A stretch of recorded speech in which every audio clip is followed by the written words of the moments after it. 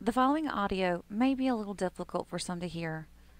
The following is an audio interview between law enforcement and those who witnessed the tragic incident at the 2021 Waukesha Parade when Darrell E. Brooks, Jr. drove his mother's red Ford Escape through the parade. 6 people lost their lives that day. More than 70 sustained injuries, and the number of those emotionally traumatized is beyond the hundreds. While most of the descriptions contained in this video, like I said, are not graphic in nature, some may find this audio just a little difficult to listen to. So viewer discretion is advised.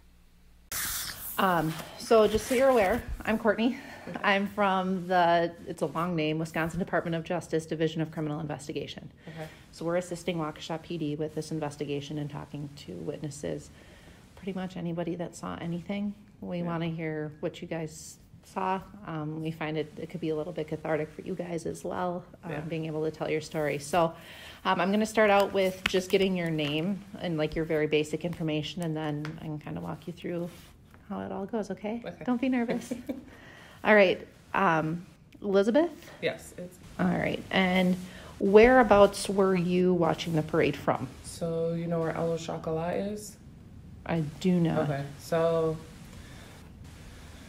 I'm trying to think. It's on Main Street, of course, but there's like an apartment building towards the corner. Okay. It's ALLO. Sorry. No, please. Perfect. There's like an apartment building right down the street from that, towards like the corner. I don't know what that main street is next to. Okay. But I was in front of that apartment building next to it, Okay, so you're like where the gym part of that building is. I've lived here all my life. Don't know all the street names. That's okay. That's okay. Okay, so in the general area, so if you're facing Alo you're- Chocolat, It would be to the right. to the right. Yep. There's like a planter there Okay. in front of the apartment building. We're if you're looking at the planter, to the right of that. Okay. And who was watching with you? My mom, my cousin, Alright. her spouse. I assume you just want the adults. Yeah. Okay. Karen and Everett. All right, you guys were all there together, and I'm assuming there was children with you since Yeah. you had said that earlier. My Okay. 2 nephews, Okay. and then my cousin's 2 kids, which I also call my nephews. So there was 4 kids nephews, with you? Yeah, nephew and niece. Sorry. Yeah. Okay. All right. So now we're just gonna go through kind of what you saw, and then I'll let you talk we're gonna go from about the point where you realized what was going on or saw something that alerted you to something wasn't right. And then I'm just gonna let you kind of go. And if I have any follow-up questions afterwards, I'll ask you, okay? Mm. All right.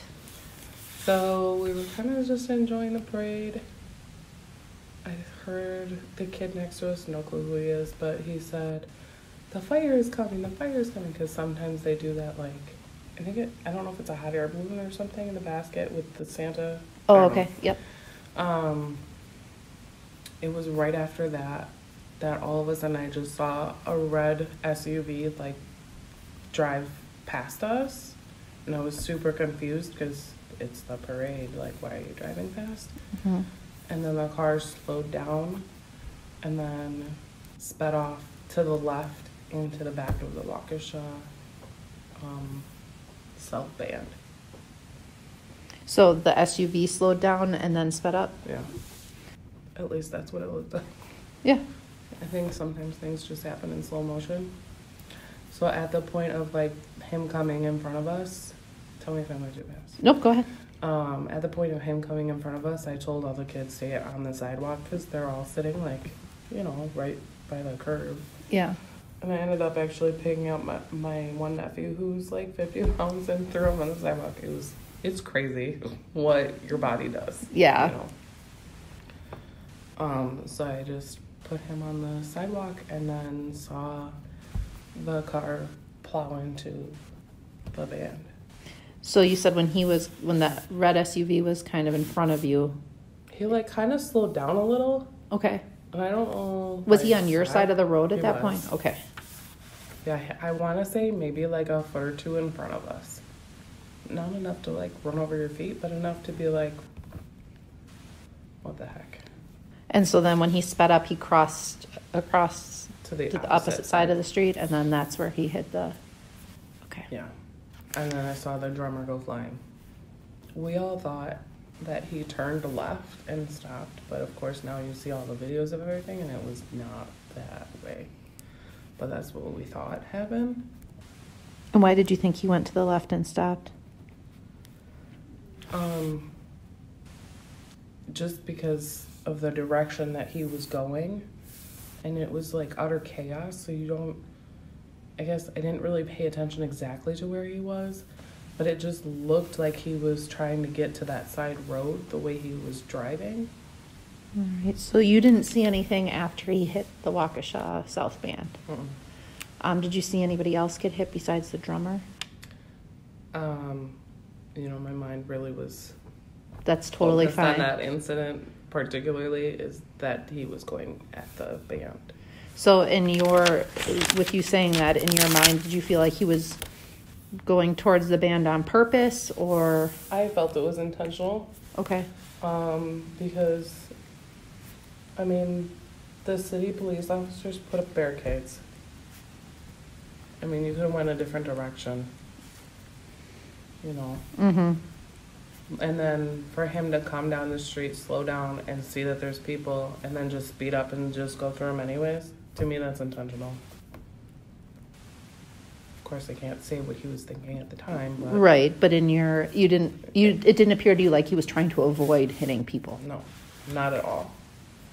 It literally looked like he was just trying to run over people. Along those same lines, did you hear him honking or doing anything to like warn people to get out of the way? Anything? No, I just heard a lot of screaming. Any yelling from him, trying to tell people to get out of the way? Anything like that? Did you see him at all? Unfortunately, I didn't. Okay, that's fine. I wish I could say that I did. No, it's okay. There was a lot going on. I know, and because of course it's all over the news of who was involved. I wish that I could be that person that says, yes, he did it. Mm-hmm. You know, just because not only for my family's sake, for the community's sake, but also for those who are injured. You know, it would put a lot of that to ease, I guess, to be like, yes, that's who did it. But I can't just say that because I see him on the news, you know. Right, and we've been very specific in our interviews, just being like, okay, well, we know, even people that did see the driver, okay, well, we know you've now seen him on TV too. Right. Can you try and describe him from that night, not what you've seen on TV? And it's kind of hard to separate that for some people. So for you not seeing him, that's totally okay as well. I watch a lot of crime shows, unfortunately, so no. Same, but no, that's okay. What happened after that? After you saw the band get? So my mom and the kids were kind of huddled towards like the apartment building, because I said get them back as far as you can. And then my mom said Elizabeth gun, because she heard somebody say gun, which now we know what it was. Mm-hmm. But in that particular instance, you freak out because you don't know who it is. So I yelled at her, get the kids to the car. Luckily, we were only a block away from the car, so she ran with the kids. I grabbed all her stuff and we left. Okay. Unfortunately, in that type of incident, when you have nephews, you do not wait to find out what's going on. No, and I would not question anybody, especially anybody that had children there that just got out of Dodge. That would have, yeah. It was a very intense night. I ended up taking off 2 days of work. Yeah. Because my body was like still shaking the next day. I can't even imagine. Can I ask you a question? Absolutely. So just hypothetically for court, like how are they gonna like find a jury that doesn't know what's going on? That's a great question. That is probably going to be a lot of questioning up front. Because my mom and I were talking about that. Because, of course, because I watch crime shows. Not that it's like the same, but like I know that you can't have seen anything. They prefer if you haven't. Some things you can't control. I control. mean, this was like national. That's why I'm like, But gonna have both to go out of attorneys, state for both it. attorneys would have an option to question. So it might come down to, okay, can they agree on anybody here, even though you may have seen it, may not have seen it, whatever, what your background is, and kind of go from there. But yeah, they try and get people that I'm just don't know curious. much about it. Yeah, no. You guys must have had my phone number from when I asked where my phone was. Quite possibly. I'm not sure. So we've been getting a lot of witnesses, kind of like you, through other, or like how we got your family's information through your interview. So if somebody else maybe saw you there, knew that you were there, that type of thing, if you gave it to any kind of an officer there or anybody did. like that, yep, So- then they're just adding you to the list. The next day I went, because I lost my phone that night, I Mhm. had put it on my car when we got to the car, because my aunt kept calling me, asking me where I was, and I was like, I can't talk, I'm trying to get my kids in the car. Right. And forgot that I put it on the hood of the car. To add insult to I your know. crappy night. I know. And then I got to my brother's house because we took we took the kids back to their house and stayed there for a while until things calmed down. And said, I think I lost my phone. And then I went the next day to see if I could get down there because I didn't know if they still had it closed off. And the officer said, go up to, I don't know, whatever the building is across the street. Okay, yeah. And I asked the officer, and she's like, no, we haven't found it yet, but if we do, we'll call you. So Did they find it, or is that a new they one? did. Oh, but okay. I had already gotten a new one, and she's like, yeah, it looks like somebody ran it over. And my mom was like, it probably was me, because she was driving. I was like, it doesn't matter who it was. It was chaos. It could have been anybody. Even if, like, it fell off the car, Right. it could have been anybody. Right.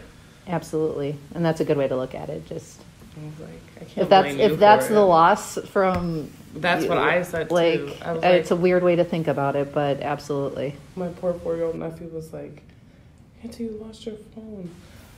I'm sorry that somebody ran it over. And I was like, buddy, you're safe. That's what matters. And they had nightmares for like 2 days.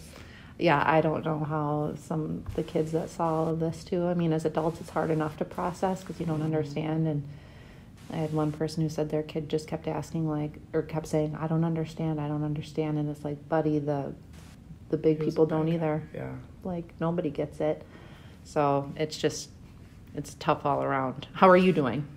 Better now. Better now? I have a counselor. Okay, personal good. Counselor, so I called her immediately when we were on our way home from my brother's. Okay. Told her what was going on, and she's like, all right, this is what's going to happen to your body.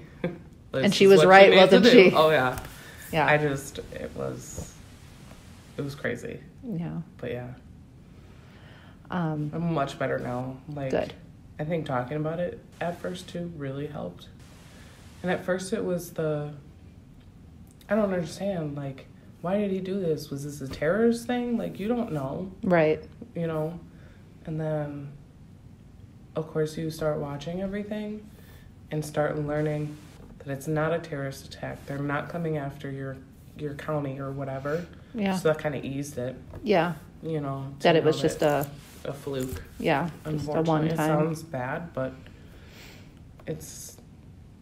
makes you feel safer. Because there's not going to be follow up. Right. Yeah. So that helped. That makes sense. Yeah. It's still crappy, but it helps. Yeah. I mean, yeah, it's crappy. Anything That's a else? nice way to put it. Right. Right. That's a nice way. It's recording, so That's I can't my say what way. I was going to say. Right. Do you have anything else that you can think of that might be I helpful? don't think so. Anybody that you gave me names and phone numbers for that you would say, like, really didn't see anything, or Just Jean. But Just Kyle Jean. ran into the people to try and help. okay, So he might be your best option. okay. Um, I'm guessing we'll Yeah. probably call everybody. yeah, give him a heads up if you're okay with that. Well, yeah, You're like, yeah, oh. absolutely. And we're not trying to pull extra information out of people. What you saw is what you saw, and what you remember is Right. what you remember. And I've been telling everybody, like, what you think is insignificant might be one of the little pieces that we were missing. So, yeah, absolutely. You can let them know that we'll probably be calling in the next couple days. Okay. Okay. Do you have any questions for me? I I mean, are you calling all witnesses to court? You don't know yet. We don't know yet. Okay. And I think the police department, so we're just assisting the police department in this. The police department will kind of go through, and because a lot of people saw a lot of the same stuff as well, and probably go through and kind of, I don't want to say pick and choose from there, but No, pick out of there. Yeah. Because it's a lot of witnesses, but that's not to say that it wouldn't get to the point where they were like, you know what, we need everyone. Let's pull them all in, yeah. So. Well, and the ones like myself who didn't see, it's not really going to help. I mean. Yeah, but you never know. You never know. There might be something where the PD's like, she said something that we needed to know, and that's great. So I don't want to promise that, yes, you would be called, or no, you wouldn't be called, because there's always a chance, but yeah. Yep. So.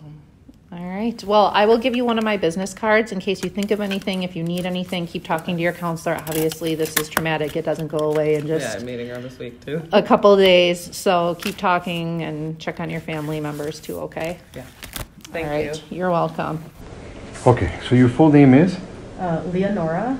All right, so starting from the beginning, I asked you already, but I'll ask you again. Yes. Are you okay? You didn't get injured? No? Okay, no one near you got injured? In our immediate group. In the immediate group? No. Okay. So just tell me your own words from the beginning. What did you see that day? And then I'll be asking you some questions after that. Right. So we were sitting, obviously, watching the parade, and Where were you sitting? we were sitting toward the end of the parade in front of the newer condos, really close to where you pull into park, into those condos. Okay. Do you remember what the condos are called? I don't. You remember the intersection of the street? No, but you know where the tattoo parlor is? It's a little bit Waukesha further. Tattoo? I think so. Just Okay. a little bit further down, then a little further toward the beginning of the parade route from there. Okay. Um, And who were you with? I was with my sister Faith, her daughter Kaylee, this one Kennedy, her husband Craig. The one that's here, right? Yes, this one here. Okay. Faith and Craig. And then my other sister Rebecca and her two daughters. Okay, so you're standing with And all then these one people. other person, a cousin. Oh my I don't know goodness, that okay. name, so there's 15 of us. Yeah, Okay.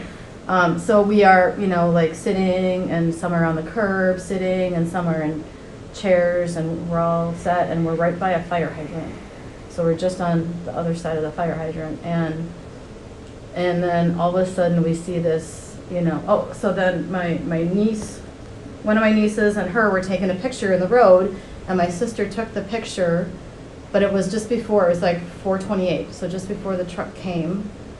And then in the distance we see this red truck coming toward us, SUV type vehicle, you know, coming, and we're like, what the heck? You know, you're kind of stunned, trying to figure out what that is. Is it coming right at you guys or just in your direction? It's coming down the road, yeah. Okay. It's just coming down the road at that time because we saw it pretty early. And then as it got closer to us, saw it hit somebody out of the corner of my eye, saw it hit a man, and then I heard a bang. My sister thinks it was hitting a van, a vehicle, but I don't know if it was the body or the vehicle it hit. So saw it hit a man. My sister saw it hit somebody before that. So I think she saw it hit one of the dancing grannies. I did not see that. I just saw it hit this man, and on the passenger side front. He hit this man. And that was probably 30 or 40 feet from us. And then it was coming toward us. So it didn't stop, it kept going? No, it kept going. Probably So it it- slowed down a little bit because it hit somebody, right, but it just kept going. So My this- impression at the time was that it didn't care who it was hitting, it was just trying to get away from there, right? And then my friend Sarah, who was sitting on the curb, she saw it and she knew she couldn't get up fast. So then my sister came screaming, "Get out of the way, everybody move!" And she's screaming because she had seen the first hit further up. And then I stood up and I went and tried to get my family to move back, and we all tried to move back. And at this point, the truck was coming at us. And my impression was that he didn't care if he hit people. He was just trying to avoid other, like hitting vans or whatever, because he was trying to get away. So he didn't, you know, he was kind of taking the path of least resistance, which is hitting people, was my impression. That he was definitely, you know, we thought he was being chased or something. We didn't know what was going on, but at this point, he's coming at us. And I'm staring at him. I'm like shocked, and I'm just staring at his face. And Okay, so now that you're staring at his face, how far away was he from you at that point?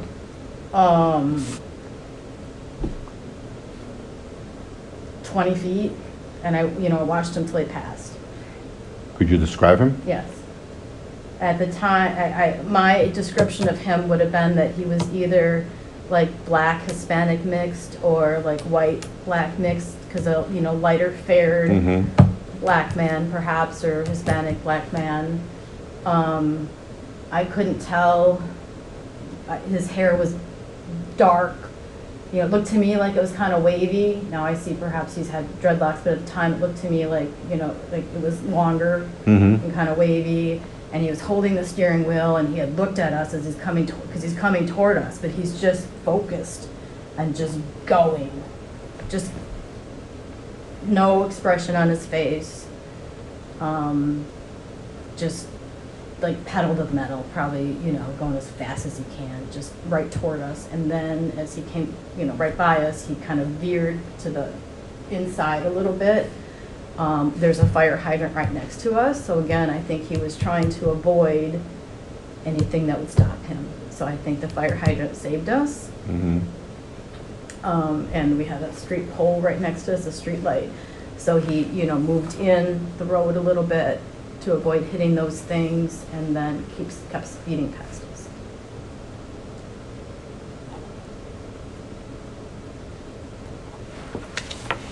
So then, go ahead, I'm sorry. No, and then at that point, we were all stunned, and we're looking at each other, and we're making sure we're all okay. My sister took off. She just ran up the street because she had seen, you know, more people get hit than me.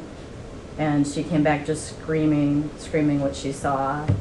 And I just saw the one man had gotten hit. And then my husband is a nurse practitioner.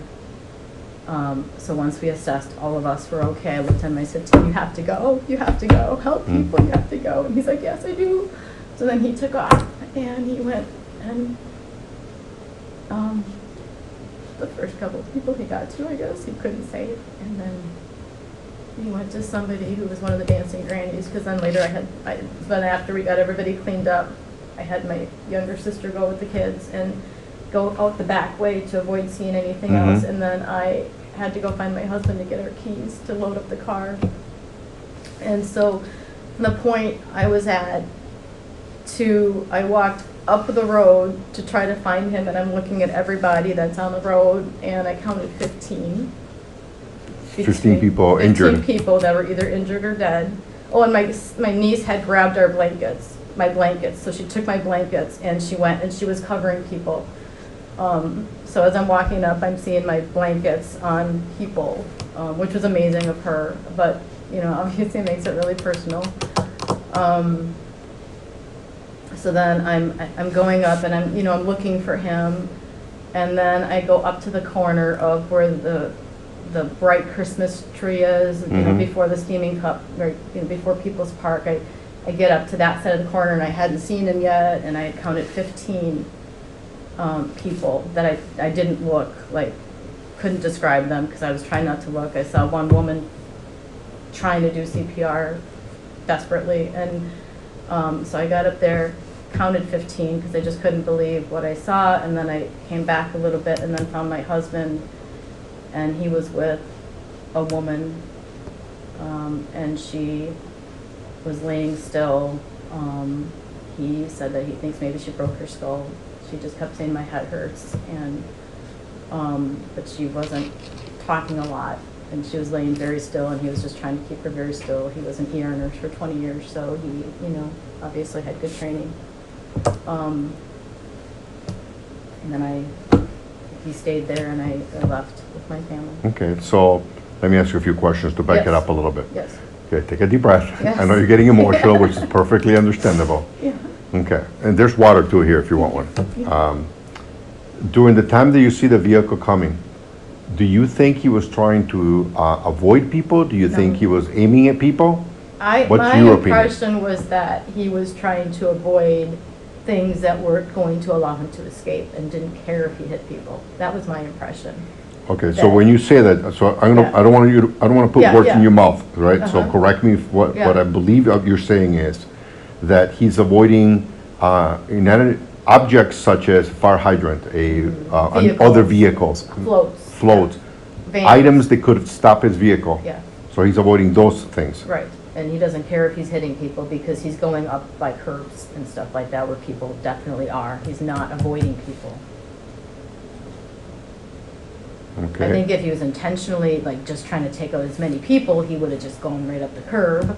But I don't think he cared if he was hitting people because he was going for the curb if something else was in his way. That Well, was you my used an impression. expression earlier, the path of least resistance, and that's what, you believe that that's what he was looking for? That's what I believe. Okay. That he didn't care what he hit, he just didn't want to hit vehicles that would stop him and get him caught. Do you believe that, was it your impression that he ever slowed down, that he No. speed up?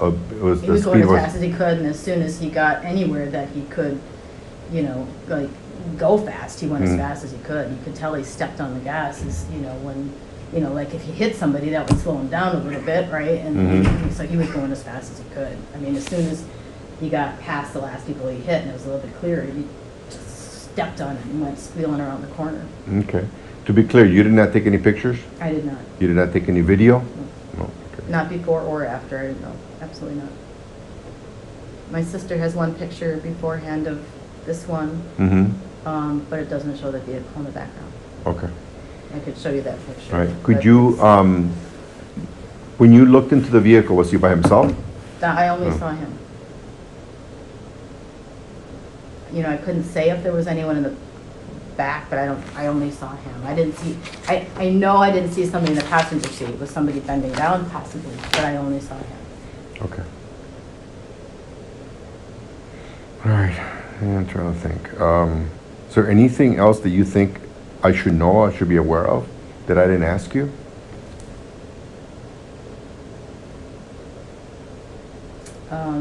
No, I think just, you know, my impression of his intent was he didn't care if he was hitting people. It was just save himself, you know, just, he was trying to avoid vehicles, trying to avoid floats. And just, like I said, he was coming right to us, and I think the only reason he veered in was because there's a fire hydrant next to us. Because my girlfriend, who has the two little boys, was sitting on the curb, and he was coming right at us, and you know, she knew she couldn't move in time, so she took her boys and she just tried to like hold them and brace them, knowing she was going to get hit. But then, like I said, he veered, and I'm sure it wasn't to avoid us. I think it's because there was a fire hydrant, right? And he probably saw that. Yeah. Okay. Anybody else in your group get hurt or No, we were No. all fine. fortunate? Okay. Yeah, even this one. She's You so know? tired. Oh, she's so peaceful. It's awesome. She's so tired. Yeah, oh, I bet. Let me just check. I'll make sure I'm forgetting to ask you something.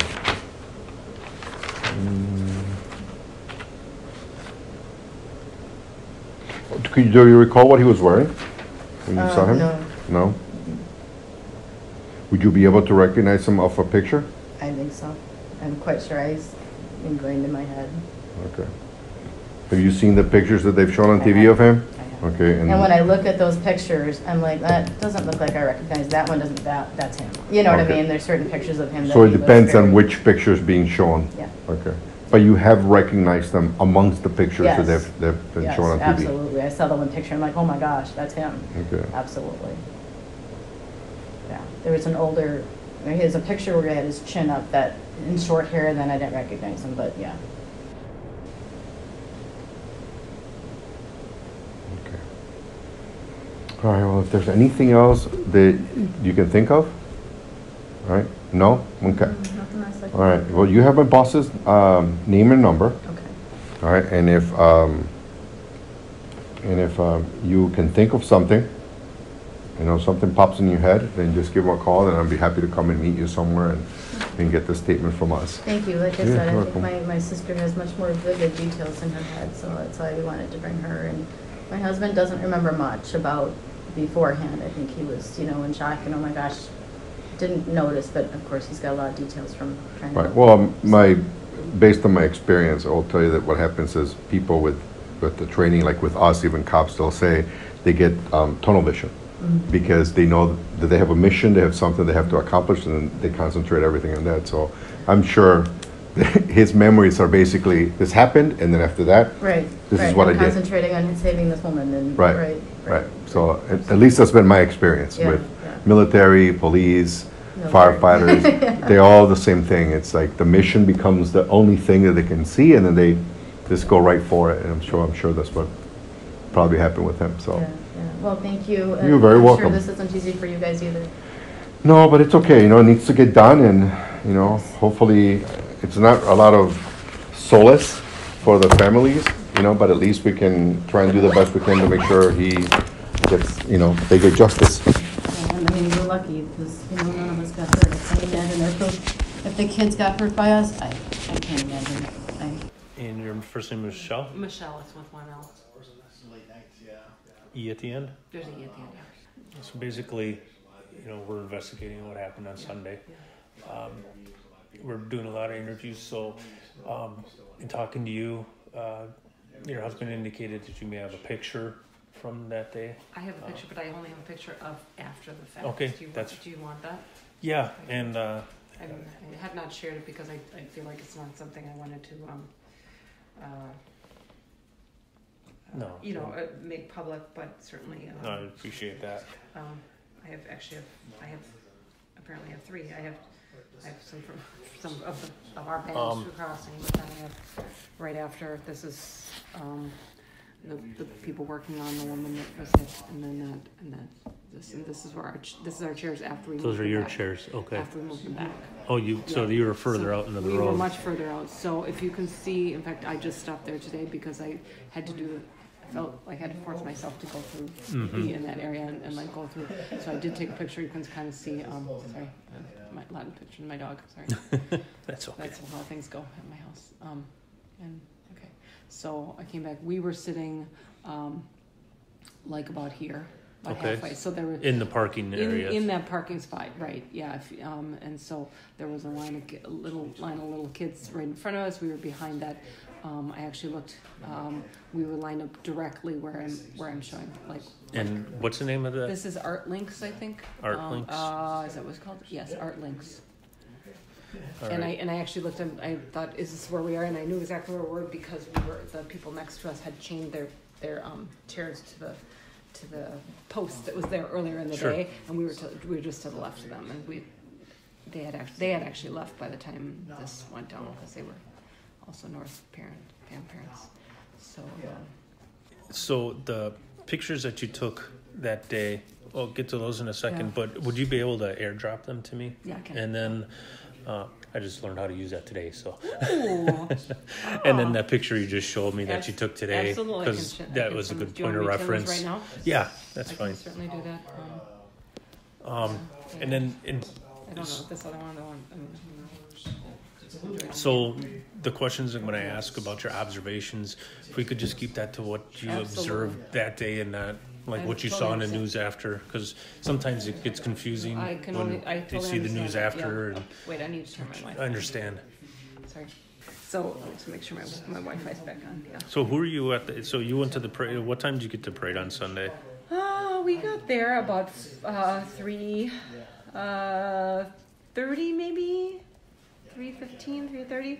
I think it maybe more like 3:15 because what we actually did was we walked over then to we wanted to take pictures of our daughter who's a drum major in the Waukesha North Band, and we followed her on Life 360 to see where she was, and we walked all the way over to the library where the buses were, and then we realized, they already got off the bus, and now we got to walk all the way down. So my husband didn't want to walk all the way back down. I wanted to take some pictures of the kids. So he walked back, and I walked all the way down to Trinity Lutheran Church. Okay. And was down there, took some pictures. Actually, it was right after a big branch fell, and not that that's relevant or anything, but just to kind of give you a context of when I got down to there just after the branch fell, and then I thought, okay, I see the parade starting, and I got to get in front of it. So then I kind of hustled behind all the people and got back to the right in front of Steam and Cup. I think the first two parts of That's the where flags, you were seated? We were sitting in front of Steam and Cup, yeah. Steaming Cup? Steam and Cup is the coffee shop right Do you know what road that's on? Yeah, it's right on Main. I think that I'm assuming it's the doorway is on the corner. Okay. It's literally like Corner of Main and... corner of Main and I have to look. And it was just you and your husband at the time? It was we were with a group, but yeah, it was just us together. You just met the group there? Yeah, exactly. Let me just look, see where we are. Okay, just a second, I can tell you what street that was.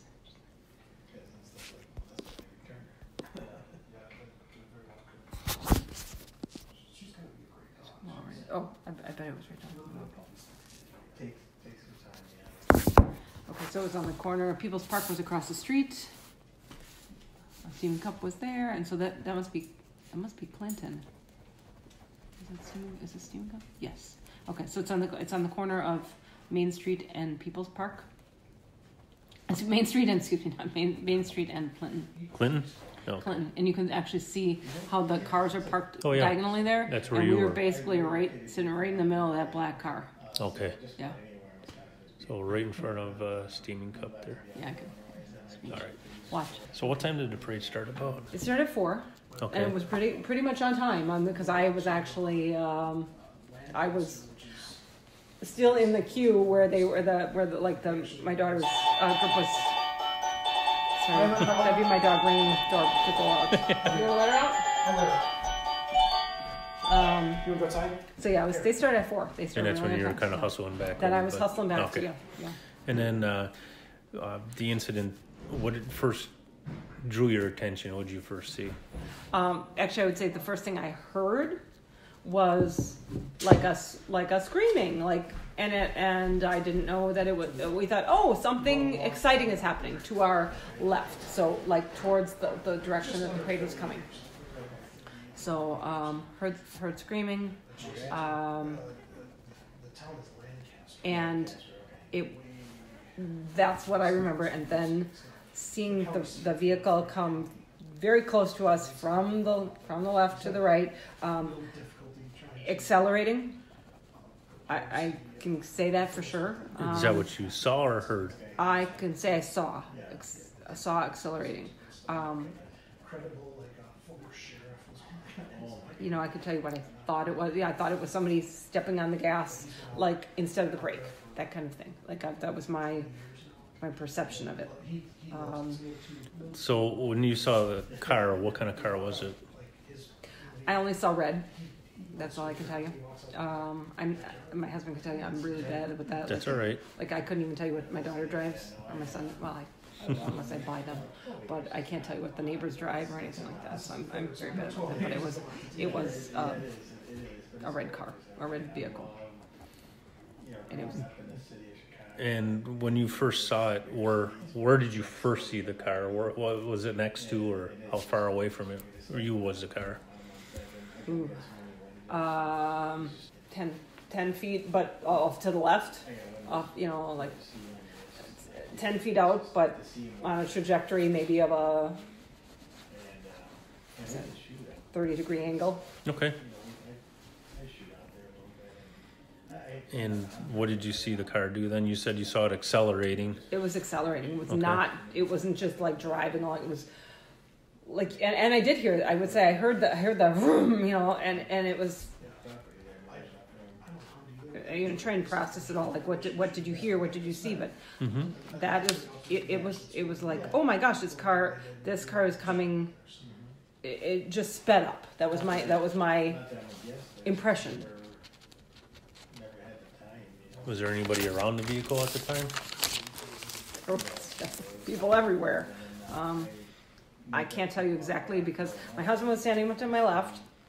He had stood up because he thought that he wanted to see what were people excited about. They were screaming, you know, which is unusual. We've been to this parade many years. You know, we know Santa comes at the end. We know, oh, they put Santa in the middle. The reindeers get loose. You know what happened? Ooh, something super exciting. You know, and so he stood up, and so I can't tell you that I saw. That's probably why I didn't see more than, you know, the car coming more, because he stood up and he was there to my left. Okay. So your vision was partially blocked by your husband standing there. Okay. Yeah. Okay. And I think he may have stepped forward. I'm not 100% sure, but like we were sitting together in chairs, but because he stood up, like I was sitting here, we were sitting here. When he stand up, suddenly, you know, he's not like he stepped forward, but maybe he was further forward because he stood where his feet would have been. And as the car's passing you, and speeding up, could you see inside the vehicle? I could not. Okay. I didn't. I would say the windows were up. I can tell you that. I could not see inside because the windows were up.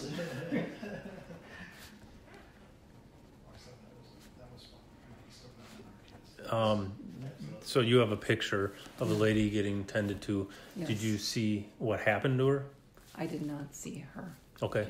And then as the vehicle's passing you, accelerated. As it's passing you, what did you see the vehicle do then? Were you focused on the vehicle or elsewhere? I was actually focused on the vehicle, and so it came closer to the curb than it had been. So like, closer to curb like, where you are? Yeah. So well, if this was a street and it was coming like this and it accelerated, it came in closer like this, and then kind of like it was doing it, like curving in and curving out, and I thought it was like. I didn't do it. I drew that kind of crazily, but that's all right. Like, kind of this is the road, super fast like this, and then kind of in a little bit more like this, like, and this is where the road comes. I don't know. Maybe he was thinking he was going to get out there. I don't. Yeah. You know. So it wasn't really swerving. He was kind of making a straight line. Yeah, like to the, like okay. this, but it wasn't like driving straight. It wasn't like this. It was like. It took her, you know, like coming in towards here. I didn't see anybody get hit here. So then I was like, okay. Then we heard a big bang, like, and in my head it was, oh, he crashed his car into something. But you couldn't see the car at that time? I couldn't see it then. No, in fact, we didn't even go down and look because we thought, oh my God, there's this woman hit, and that was when we just started everybody. So you didn't see the woman hit until after the car was out of your sight? Right. And after you heard the big bang? She was there, yeah. Right. So where in the... could you bring that picture up? Which one? The one... Anyone is fine. Sure. Just a second. I hate to have you rehash this. No, that's okay. Okay, so... sorry, here, let's go back the street view is fine. This one. Oh, that's actually a good... Perfect. Yeah, oops, sorry. Okay. So you're sitting where the black car is here. The black car is here, and he's this is the main street. Here, and like instead of like he wasn't just like driving like where that. It was like coming in like kind of like at an angle. Yeah, at an angle, and then back out. And then I wish you don't see. And out of your sight, but then out of our sight. If you're here, where did you see the lady that was laying in the road then? Right. By the S or? Maybe by the N. By the end, so it's straight out from you. Straight out from us, like just directly in front of us. Was anybody by her at the time? People just ran to her. Like I by the time, you know, I mean, there were about 8 people around her by that time. I mean, by like. You know, I wasn't not CPR trained, so I backed up. Then we grabbed our blankets and threw them on her, and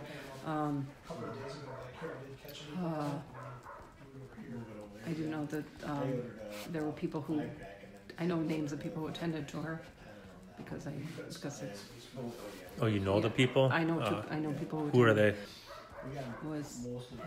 And he was there with his wife. They were both tending to her? Dale was tending to her. Beer was not. Also, there was. They were both there. Who was tending to her out of them? No, they were Oh, there. they were just there. They were witnesses also. And the other person that was tending to that woman was Michelle. And so when you said that when you see the car coming from the left and right, there were people. I mean, was he in the parade route itself, in the crowd of the parade, or He was in the. I'm sorry, you asked. Was he? Yeah, definitely in the route, like on the street. Definitely on the street, not jumping the curbs. right? And was there any part of the parade that was going through at the time that he was there? Like Yeah, it was the okay. So the grannies had just passed us, the marching grannies or dancing grannies, and then the Citizens Bank was right after that. And the people walking there were wearing like red capes and. From Citizens Bank, were wearing red capes. Yeah, they were wearing red capes and plaid pants. And that's who he was next to at the time that you saw. That's where he. Okay. They were next. What time was this all about? Oh, I don't know. How long after the parade started would you, if you had to take a guess? I could see what time I took my pictures of my own kid, and then see what. Oh, here, Sunday, 4:49 p.m. Yeah, right there. That's what time you took the That's picture? the time I took the picture, and they were working on her for about 10 minutes, so I would say 4:39. That might be. By then, let's see. There's a car. What's this car doing here? Yeah, I'd say 4:39. Okay. When it happened. Because by then, all those other, like obviously the things that are left there are not all ours, and yeah. So everybody else kind of took their And you stuff. could tell that the windows were up, that you heard accelerating noises, and did you hear people? I can't remember if you said you heard people screaming. People screaming beforehand, and then as it just kind of the screaming continued, and the whole time it wasn't like screaming and then stopped and gone. Sure. And the bang you heard was it like a gunshot bang or a car accident bang? No, it's like a car crash bang. Like, Okay. Like a car hitting something.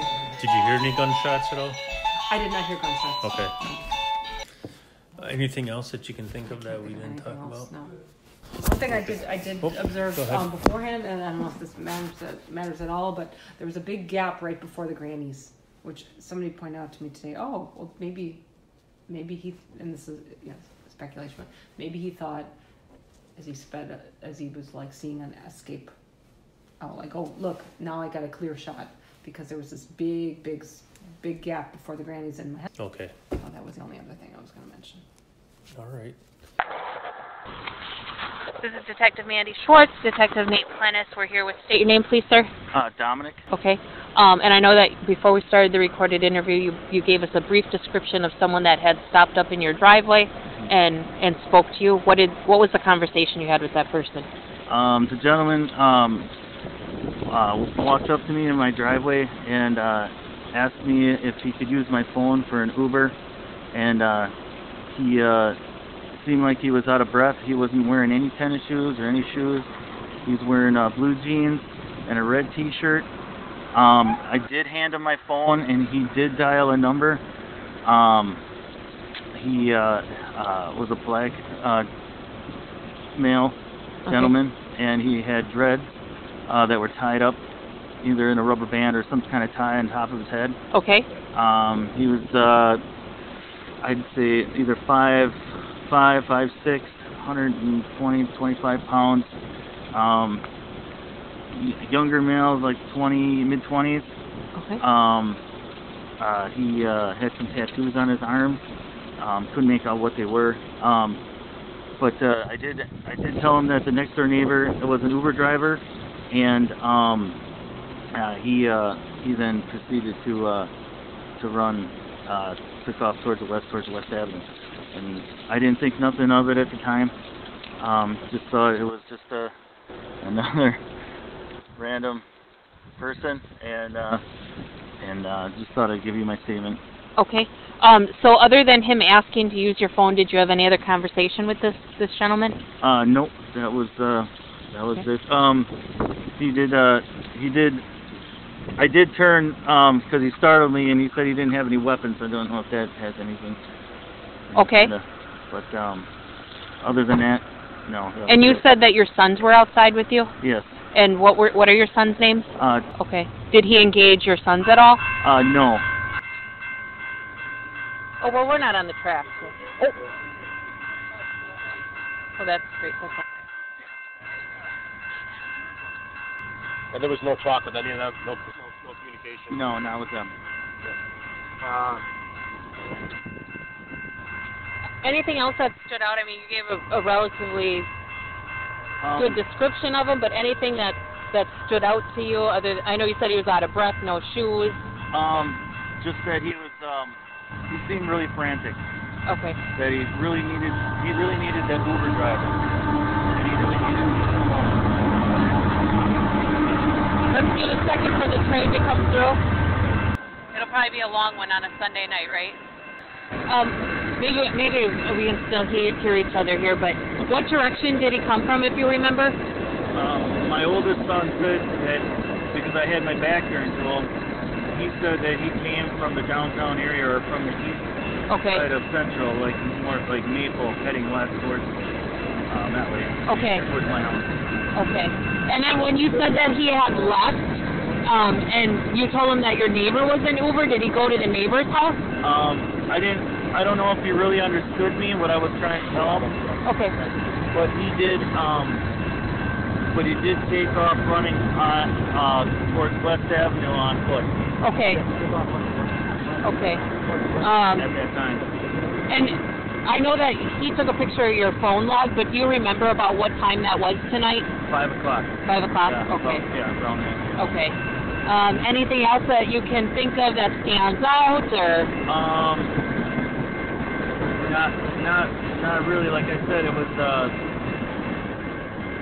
I guess I really wasn't looking for anything. Yeah, So I mean, I did notice, and then that's all I got. All right. Well, I'm gonna go ahead and end this. I appreciate you talking to us. A number of people that were marching in the parade. Okay. And also, we were bystanders right in front of Waukesha Parade. And just to confirm your address, it's 3. And what's your name, sir? I'm sorry. Richard. You said you're at the parade, right? Yes. Where were you guys standing or We were watching standing from? right in front of Aloe Chocolate on the north side of Main Street. You can have a seat if you want. Really? By the chocolate store? Yes. I was witness and she was brought, you looked at the guy. And then when did you first kind of see all these events that unfolded? What did you see? So Waukesha South band was going past. I yelled at my son, "Hey David!" He was right near us, and then someone said my niece was ahead of me, ahead of him, and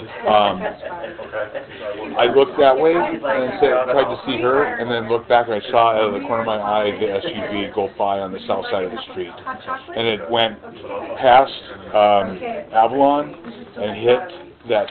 It looked like it hit the planter. It's like right on the corner, south. I guess that would be southeast corner of I think it's Gaspar and Main Street, and so I deflect up and then continue down the road. Okay. And how far away from the vehicle were you when it drove by you? Probably about 35 feet, just right across the street. And do you remember what kind of car that was? A red SUV. Do you know what type of SUV?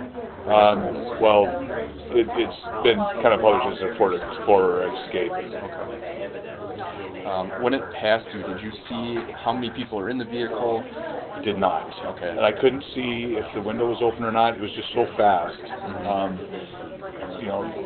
On footage they're showing on the news right now, it does show. It looks like the passenger side window is open. Okay. But you didn't see that personally? Personally, I didn't. I just saw it go past. You were on the south side of the street, right? North. North side. Okay, so the passenger side would have passed you? Okay. And it was on this. It was driving down the south side of the road. Okay, so it was like across. Yes. Okay. So in the opposite lane, it was traveling in the opposite lane of traffic. Correct. That away from you, even though. Okay. Yeah. And you couldn't see if there's a passenger or... I couldn't. Okay. No. No problem. We do know people that were farther up the street Mm-hmm. that I can give you the names of. One of our guys, Noel from church, he says that he saw a passenger in the car when they went past him, and he was starting to chase the SUV on foot, but of course it was going too fast. Okay. Once we're done with this, I'll get all that information, because that sounds like that's something that we're going to want to follow up on. Do you know, would you estimate about how fast it was going when it passed you? Man, it was like it was going 35 miles an hour, 30 to 35 maybe. And then it got hung up on that, I think on that planter, you know, the big concrete thing. That's what I'm assuming it hit. And then from that point I couldn't, because I was more focused on the band members that were down, because they're my son's bandmates. So. And again, I'm very sorry for what you and your family are going through right now. So I really do appreciate you sitting down and willing to talk to us about this right now, knowing of everything that's going on. No, I get it. And I was able to go for it. It was really neat to see the response by the people around, though, because, I mean, I got out there as soon as I could to try to help them. Trained in first aid, CPR, but there were already 3 or 4 people at every one of the kids that was down, so it was really cool to see. So obviously, we found a car matching the description down the street from you. Yeah. Have you ever seen that car before? No, I can't say that I have. Do you know who lives at that house? I do know the landlord. Okay. I'm close with him. I can give you his information to call. Yeah, what's his name?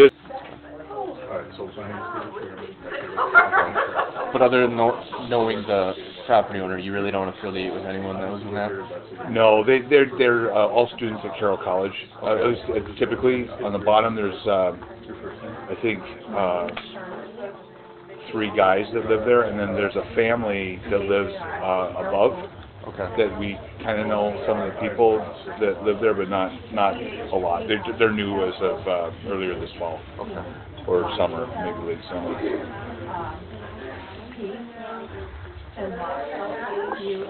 Did you see prior to like the police response? So let me back up.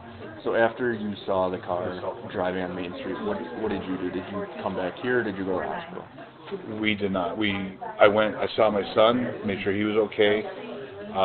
Went in to offer aid if I could. There were plenty of people there, and then the police presence started to say, "Get out," you know, and I was kind of stuck in the middle because the band members were sheltering in the apartment that's just east of, on the north side of the street, just east of Aloe Chocolate there. Okay. And then we were in Aloe Chocolate for a little while and trying to comfort some people. We came into the space between those 2 buildings, the green space, and then we're there for a little while, and then finally decided to walk back here. Okay. And just went to Gasper, and then all the way, then down to South Street, and then over to Clinton and home through the library. Okay. So when you got home here, what did you see? Was there a lot of police activity? Yes. There? Okay. There's a lot of police activity up and down the street. The guys questioned us right here. We just said we're going to this house. You know, this is where we live, and that's the extent of. And I talked to the guy out here a couple times. Carl said that the guys in the downstairs keep that downstairs door open in the house over here, and he was concerned that maybe someone got into the basement and was hiding. I also said that our cellar door back here is unsecured, except for the door inside the house, and that's secured with a bar across it. So that would be a hiding spot as well. But that's the extent of really, other than some light talking every once in a while, that's the extent of the police contact we've had. Okay. So you got here kind of after the fact, so you didn't see anyone like near the vehicle or running from the vehicle or anything? No. Like that? When we got here, we didn't even know. I figured it was down the road here, but I didn't know that it was right here until we saw a clip on the news showing the guys in the driveway, and we recognized the house and the garage. Okay. Then I heard, oh my God, oh my God, oh my God. And I turned around to see what the heck is going on, and all of a sudden you're watching this car come blaring past, and his window was down. I think that's all the questions I have for you. Okay. Is there anything else that you can think There was that might damage to the front, be important for me to know? No, it just all happened so fast, and Um, you know, it's just and really unfortunate deal. And Okay, well, like I said, I really do appreciate you sitting down and talking to me with everything going on. It was red. You know, house full of people. It definitely helps. Yeah, you're welcome. Yeah, anytime. James Not Reed. Let me just get your name real quick, James, just in case they need it. Sure. kind of was It's James, Jaymz. but I don't know if And I know you were present for most of my conversation Yeah. with Richard. Is there anything else that you like a thick. saw that maybe he didn't? I don't know. I know, as soon as he veered, I was running to try to get an angle. I'm a concealed carry guy, and not that he was accelerating away from me. Okay. So 35 plus miles per hour, once I realized he was out of shot, I just turned and started doing a first aid for the first kid I saw. Both of his feet had been ran over, so we were stabilizing him, so getting him warm, yeah, and then just making sure once the police came that the people were in the buildings, and then I stayed out there with the kid until the paramedics arrived, and then I just started finding lonely people and escorting them to safety or the shelter spot or whatever. So Maybe that's kind of what I saw. Well, I think that's all I have for you guys. yeah, So, again, thank you. yeah. All right, so my name's David Schrader. I'm a detective with Waukesha County Sheriff. Obviously, we're investigating what happened, and you're fine. Obviously, we're here investigating what happened up at the parade. So we'll just go and can I just get your name first? Your first name? My name is Charlotte. Okay, and then ma'am, your name? Elsie, E-O-S-I-E. Okay, so just very briefly, you said you were a witness to it. You were in the parade? I was in the Waukesha South Marching Band. Okay, so you're in the Waukesha South Marching Band. I was in the parade. You were in the parade as well? Mhm. Okay, what part were you in? I was in the dance track team. We were down, I don't know the name of the apartment building, but it's the brown one.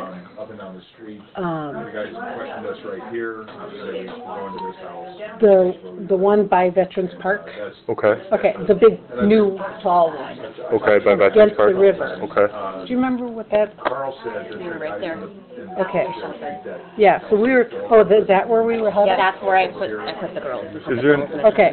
What's the address there? So that is Or- the tattoo parlor, that's right there. What is Okay. the tattoo parlor? What is the name of that tattoo parlor? We saw Tattoo Company. Yeah, Okay. that's where the three of us were in the parade, in the dance team. Okay. Okay. And I was second one in, and she was to my right. okay. I heard, what do you want to know? Keep going. Okay. You're good. So I heard, oh no, oh no, oh no, and I thought it was because right at that time we had big wind come up, and I'm like thinking, but then I heard, oh my God, oh my God, oh my God, and I turned around to see what the heck is going on, and all of a sudden I'm hearing and watching this car come blaring past, and his window was down. Okay. It was a man. Driver's side window? The driver's side window was down. Okay. There was damage to the front left bumper headlight area. Okay. And I'm trying to remember if he had a hat Do you on. remember what kind of car it was? It was red SUV. Okay. Not a minivan. It was an SUV. Okay. The gentleman kind of was up, kind of closer to the steering wheel, but I don't know if Do you know race of this individual? it was a not white. Okay. It was definitely darker. I don't know if he had like a hat on, or if it was. It almost seemed like he had like a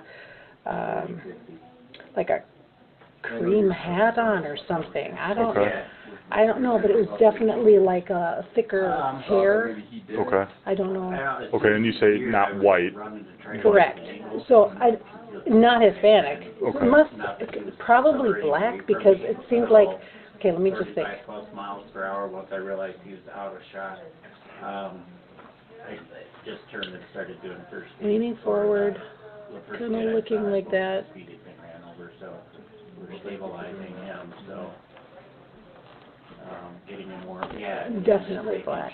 Okay. Okay, and, yeah, but not a clean look, you know, Okay. not very muddled. I don't know how to describe that. Kind Okay. of not Maybe sharp like facial features. hair or anything that you saw? Maybe that's kind of what I saw, Okay. was a scruffy, it definitely was not a clean looking Okay. face. Okay, not like, you know, like a well put together person. Okay. You know what I'm saying? Yeah. It was not that. Okay. Definitely not that. Okay. And how fast do you think he's coming through? Oh my gosh. I'm not sure how to tell you. I can say it was going this fast. Okay. Like, whatever that is. Okay. You know, it being what, from me to the wall. That's how far away he was. Okay. And it went by quick. Yeah, Okay. like, Did you see anybody else in the vehicle? I did not see past the driver. Okay. How about you? Did you see the vehicle from where you were? I saw the vehicle. I have no idea who was in it. It was more like, kind of like a red blur of Okay. it. And I saw people getting hit and stuff like that, but Okay. I didn't see it. And you weren't hit yourself? I was not hit. Was anybody here hit? No. Okay. You were super close, and you pulled a girl out of the way. Okay. Thank you for doing that. So, who lives here? She lives here. You live but here? Right after that, I heard the gunshot. Okay. And then, after it passed us, I heard the gunshot.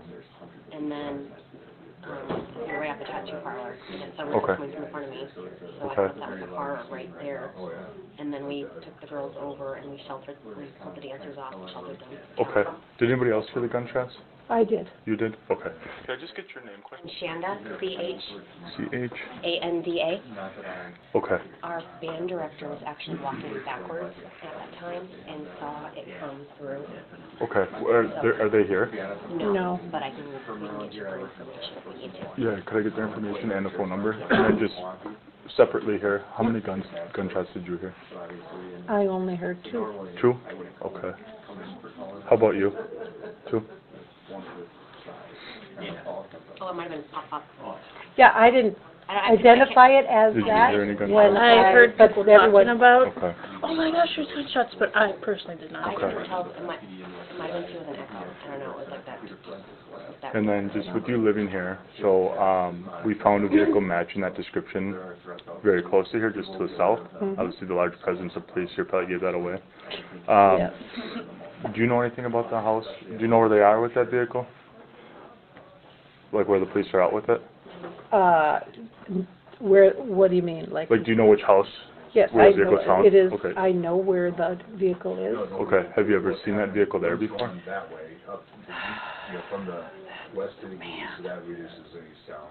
There are so many vehicles over there. Do you know anything about the people that live there? Yeah, they're college students on the bottom, and a Hispanic family on the top. Okay.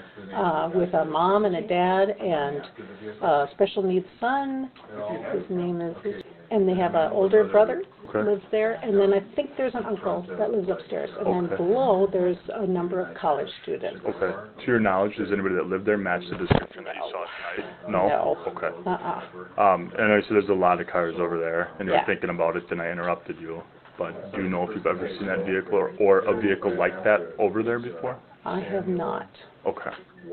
Nothing is coming to my mind that, I mean, I don't recall ever seeing an, I think there's a red minivan, but I don't even know if there's a red minivan. I can't confidently say that I have seen a vehicle And like that's that fine. over there. That's fine. Is there anything else relevant to our investigation that we didn't discuss that you think we should know? And that goes to you too. Is there anything that you didn't tell me about that you think would be relevant to what's going on? Not that I can think of. I was mostly focused on getting my classmates out of the way. I completely understand. I don't think so. Okay. All right, I'm going to turn this off here. Okay, sir. So, my name's Aaron Hoppy. I'm a detective with the Sheriff's Department. Right off the bat, I'm going to tell you I'm sorry for everything that's been going on here tonight. So I'm going to get your information first, and we'll go into what family member, who you're looking for, okay? Sure. So what's your name, sir? Bert. So, what family member are you looking for? My wife's little sister. Your wife's sister? Yeah. Okay, what's her name? Do you know where she is? I mean, has anyone told you yet, or are you still looking for her? She went to the patient room with her mother, and that's all we've heard. So you know she's here? Yeah. Okay. Just All right. Me, her father, and then her aunt and uncle were in there. Okay. They told us to come up here. All right. Perfect. Okay. So I guess obviously there's been so much. I'm at home. We get the call. I mean, I want to hear firsthand what you saw, what was going on. So you guys were you at the parade yourself? Yeah. So me, my wife, and my son were at the parade, and all of a sudden I saw it looked like a 2011, 2012 red Ford Escape, just kind of barreled through, pretty much right in front of me where my kid was, and I grabbed him at first. I was looking at him. I didn't see that it went all the way down, and I'm hearing later that it hit people and there were people shooting. I did hear a singular gunfire. As soon as I heard it, I scooped up my wife and my son. Didn't even grab our stuff, and we just ran back to the car. I wanted to make sure that they were safe first. Okay. So I guess let me ask you, what's your wife's name? He's 4. Yeah. Okay. All right. And you said it was a 2011, 2012? Yeah, 2011, 2012, red Ford Escape. All right. So where were you guys watching the parade? We were on the curb. We were right in front of where the condominium apartments are. We were right in front of where like the balconies are, where people can come out and watch. We were about half a block down from I think it's Main Street and East Avenue. Okay. Where that intersection is, where it goes into Frank Park. We're about a half block away from there. They were sitting right on the edge. I believe that's where he came from and where he barreled in. All right. So just so I'm aware, I'm going to go ahead and pull up a map here, okay? Sure. That way we know exactly where we're talking. Right. You said it's Main and East. So obviously that's Main and Barstow right there. Yeah, so you're further down a little bit. Yeah, so right? We're actually, is that Barstow? Yeah. Wisconsin. Yeah, so these clock tower apartments, we're right. Yeah, so we're on Main and pretty much right where this bus stop symbol is where we were. Okay. Yeah. All right. Screenshot of that. And was just you, your wife, and your son in that area? Yeah. Okay. That we knew. There were other people around us too. Okay. And what direction did you see the car coming on Main Street? From towards like Jimmy's Grotto. Okay. Yeah, and I believe it came from this way because I did see it. I looked over just in time to kind of see it turn this way. Okay, so it turned from. Yeah. So it turned in off of there. Yeah. Okay. I believe I saw it turn that way. Okay. It was too quick for me to accurately judge, but. Did you hear it rev? Did you hear the engine rev? And all I heard was them honking the horn, and I saw how fast it was going. So they were honking the horn? They were honking the horn. Did it have tinted windows? Did it have clear windows? Back windows were tinted. Did you see, so they actually passed you, that would have been the passenger side, right? Yep. Did you see anybody inside the vehicle? Could you tell if there were multiple people, one person? There were at least 2 people. So there was a driver and a front passenger? There was a driver and a front passenger. I couldn't tell from the back because the back windows were tinted and they were closed. Were you able to tell anything about the passenger or the driver at all? I didn't see anything. I've been on social media. I did see it was looked to be a slim, slender, white male, probably about mid-20s, 30s. Okay. A little bit of facial hair, glasses on. It was a blurry picture when they posted it on social media already. All right, but you didn't see it when you No, not personally, no. All right, I'm sorry about that. No, that's okay. So then, so they kind of come past you pretty quick from turning, right? Yeah. All right. What do you see? I mean, are they intentionally driving? Are they on the street? Are they on the sidewalk? They're on the street. almost on the curb of the sidewalk. I mean, where candy was being thrown is where they ran over. Did you see anybody be struck by the vehicle? Not personally, no. When did you hear the gunshot? About half a minute after I saw the car pass. It was faint, and I only heard one. But as soon as I knew what it was right away, then I grabbed my wife and my kid, and I just ran. And that's when a crowd of people were starting to run too, because I saw them starting to come towards us, and I heard the faint one, and then started to run myself. And then after you guys, after you left, what did you end up doing? I mean, did you guys go home? I had put my wife and kid in the car and went to go see if Sasha was okay, because I knew she was in the van. And that's when I found out that she got nicked by the car. She didn't necessarily get full on hit, but some of her friends did. And who told you that? Oh, was it her friends told? How'd you find out? I went and I ran down and I saw her. Okay, so you saw her. Yep, I saw her. You talked to her? Yeah.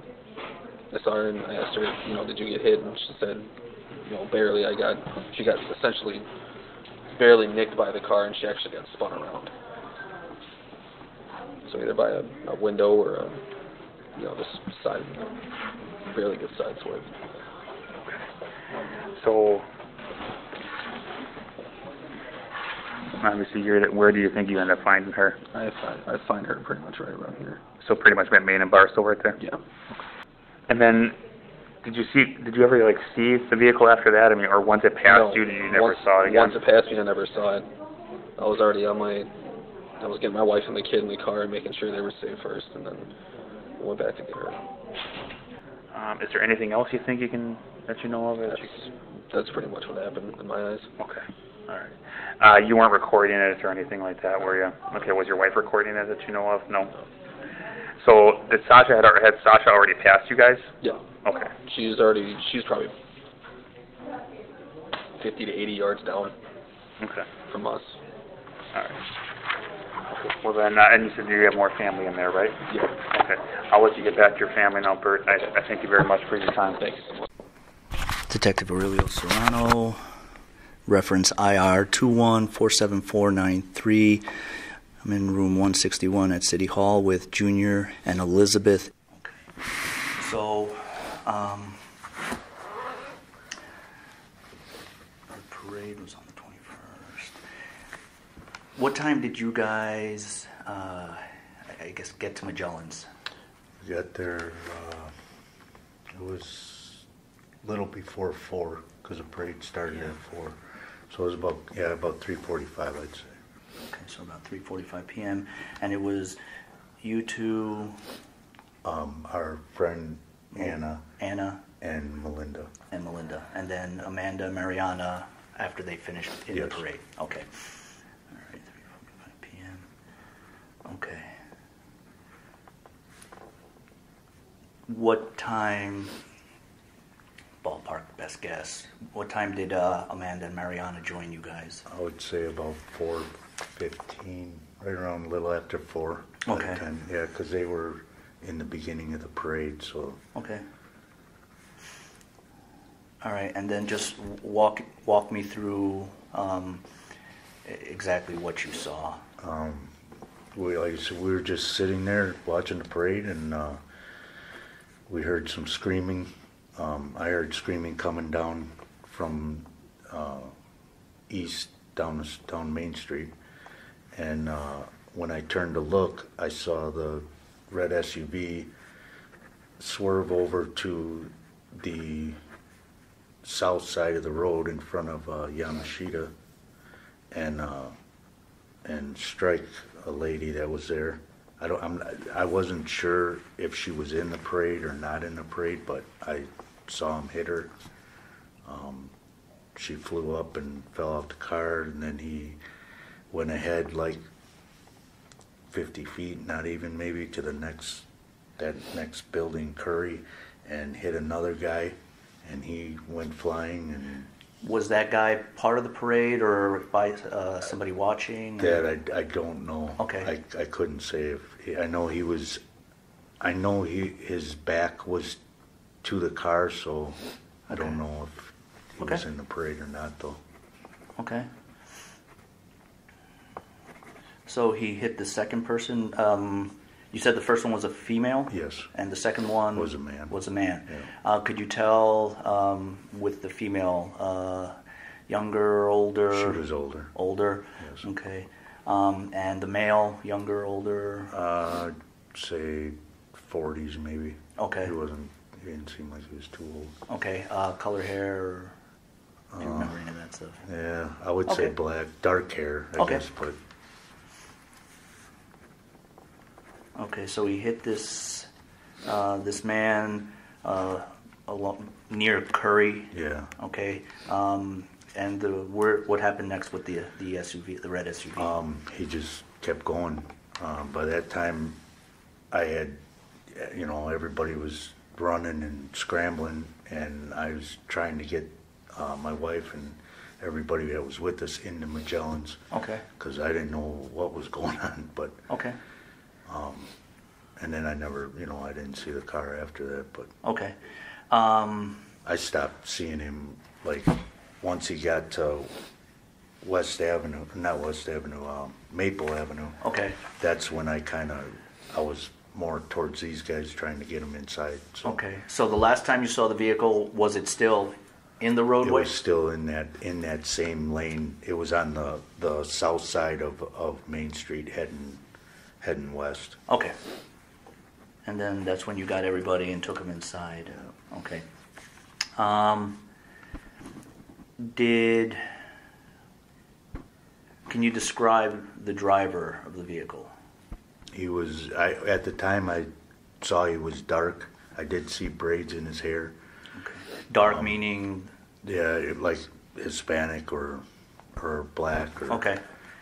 He was dark complected. Okay. Yes. Dark complexion. You said braids? Yeah.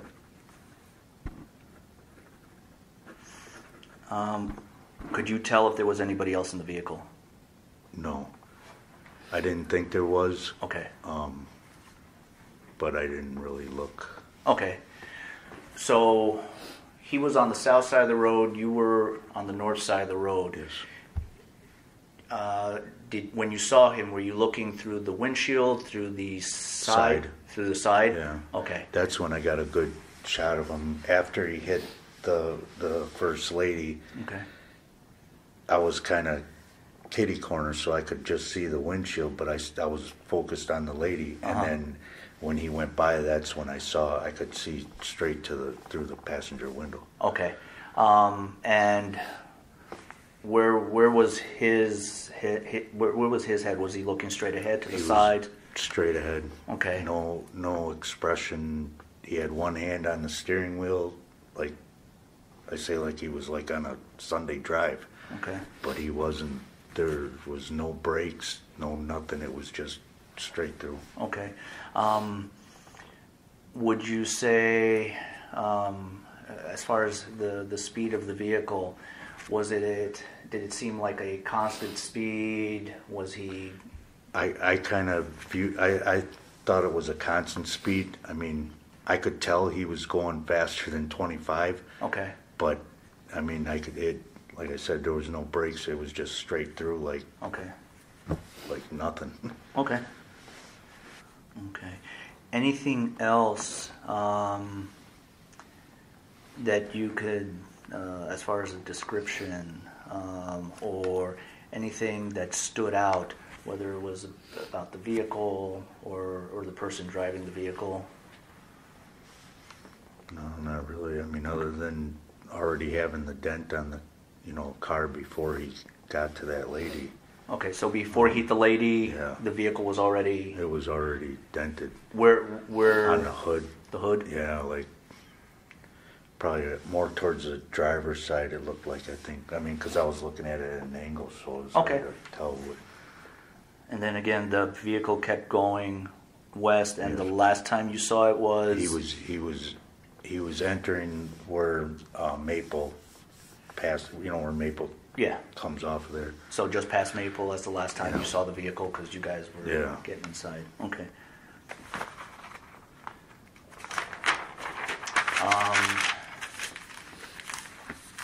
When you guys were inside,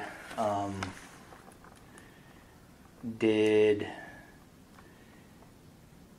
was there any talk, I'm assuming there were other people besides you guys? Yeah. Was there anybody else who maybe you overheard, or, I've got video, I've got pictures, anything like that? Was there any discussion like that inside? No, when we were going inside, I heard somebody say that there were gunshots. Okay. And that's why I was like, we need to get in there, and we went in there, and everybody was just kind of freaking out, wondering what happened.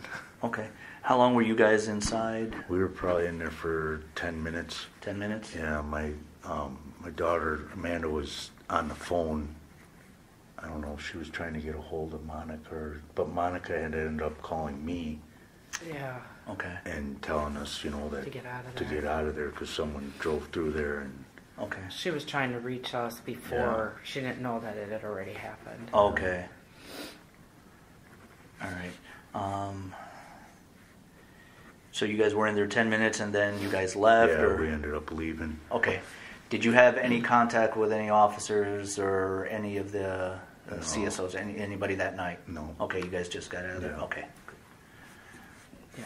Yeah, We piled into one car. We left everybody else's car Yeah, down because there. their cars were parked. Okay.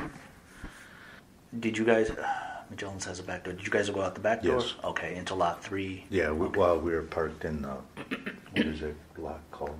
Across from where they have the fresh market. Okay. We were parked in there. Okay, yeah. So you guys didn't see anything on the street after you went inside? I mean, other than people running out to try to help the people. All right. That's actually probably the best for everyone. Yeah, I don't know. I told her I felt bad because I didn't. Nobody can second guess themselves, I mean, that's just, it's one of those things that, you gotta take care. You gotta take care. So, and I mean, you wouldn't want to further expose your granddaughter to something like that. So, okay. Was there anything else from the time that this all started till you guys left that we haven't discussed as far as anything? Whether it's the vehicle, the person driving, something else that you noted? No, I mean, other than seeing that first lady laying there, Okay. She was having a hard time breathing. Okay. But, okay. That was about it. You guys, this is crazy. When you hear what Jason says in his interview about what Brooks did when he came to his family or he came to his group. So I want you to hear that interview. After his interview, I put at the end of it his full court testimony from start to finish. So if you want to watch that, you can. Okay, let's get to the video. Hey Jason, my name's Corey. Just so you're aware, Nice to meet you. I'm doing an audio recording of the conversation. Okay. Okay. I'm just doing it because it's easier to document that way. Sure. So Gail was telling me that you were at like the beginning of the parade? Close to White Rock. Yep. Close to White Rock. Yep. So what happened? We were on the side where you see the pictures, the right side of the road. We're on that, whatever that's the north side, right? North side is by the White Apartments. That's the Riverwalk Apartments, right? Yeah, we're on that side. Okay. Across the street from that church. Okay. Whatever that church is. The kids are out, obviously the kids are out on the road. And we're just watching the parade, and all of a sudden the car comes around, honks, and kind of veers and slows down for our kids. Yeah. And then kept on going. And then when I saw him, a cop was chasing him. Right. And that's when he really sped up. Do you remember what the cop looked like? No. Was he dressed in a uniform or was he dressed like me? I thought he was uniform. Okay. Okay. I can call Joe because he was with me. Yeah. And we talked about it this morning because I remember seeing someone chasing him. Okay. Or chasing down the road after him. So when he stopped for your kids, did he do anything else? No. Okay. Could you see inside the car? I saw him, yes. Okay. What do you look like?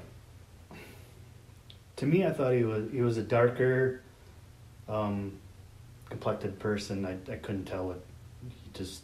I saw the beard. Yeah. And then I mean it goes so fast. I thought maybe it was like Hispanic or that type, but I couldn't tell. Okay. Do you remember any clothing or anything like that he may have been wearing? No. Okay. Dale made mention that he may have flagged the kids across the street or something. Do you remember that or not? If it didn't exist, let's not. I'm not gonna say for sure because Okay. Yeah, I'm not gonna. All I remember is he did honk, and then he slowed down and veered to the left a little bit for the kids to come back to the sidewalk. Yeah. But then that's when he really took off after that. He accelerated. Yes, he accelerated. He stayed on that right side of the road. He just hugged the right side all the way down until I couldn't see him anymore. Okay.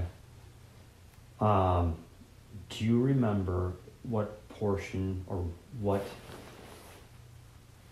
How do I put this? What was at your point of trying to do the best to explain this? What was in the parade at that point where you were at? Do you remember?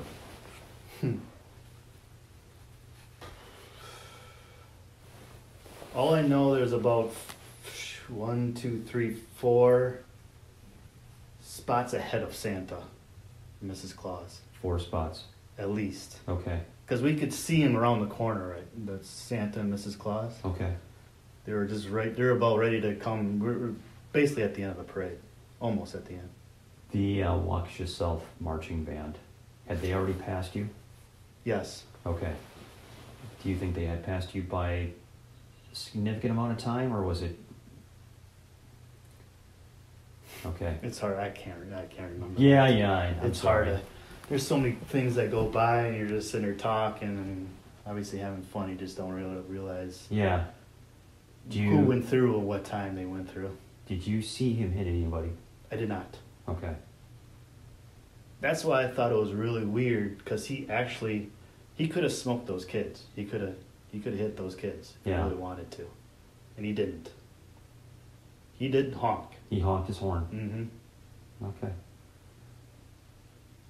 Well, I know. It's actually important that you can remember that, because I mean, someone honks the horn, they're indicating they're well aware of what they're doing. Mm-hmm.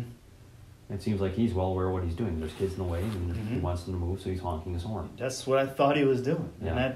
And my initial thought with my buddy, we were sitting there looking at him because he did honk. He kind of veered off a little bit. He wasn't going real fast at the time. Yeah. Then, like I told you, then he accelerated. I thought he was, because he was hugging the right side, I thought he was going to go over off to one of those, side streets or whatever. I thought that's what he was intending to do. When you say right side, you're on the north side of the road. Yes. You're by the apartments, the Riverwalk apartments. Yep. So he's closest to you? Correct. Okay. Yep. And you have no idea at what point he may have gone to the other side?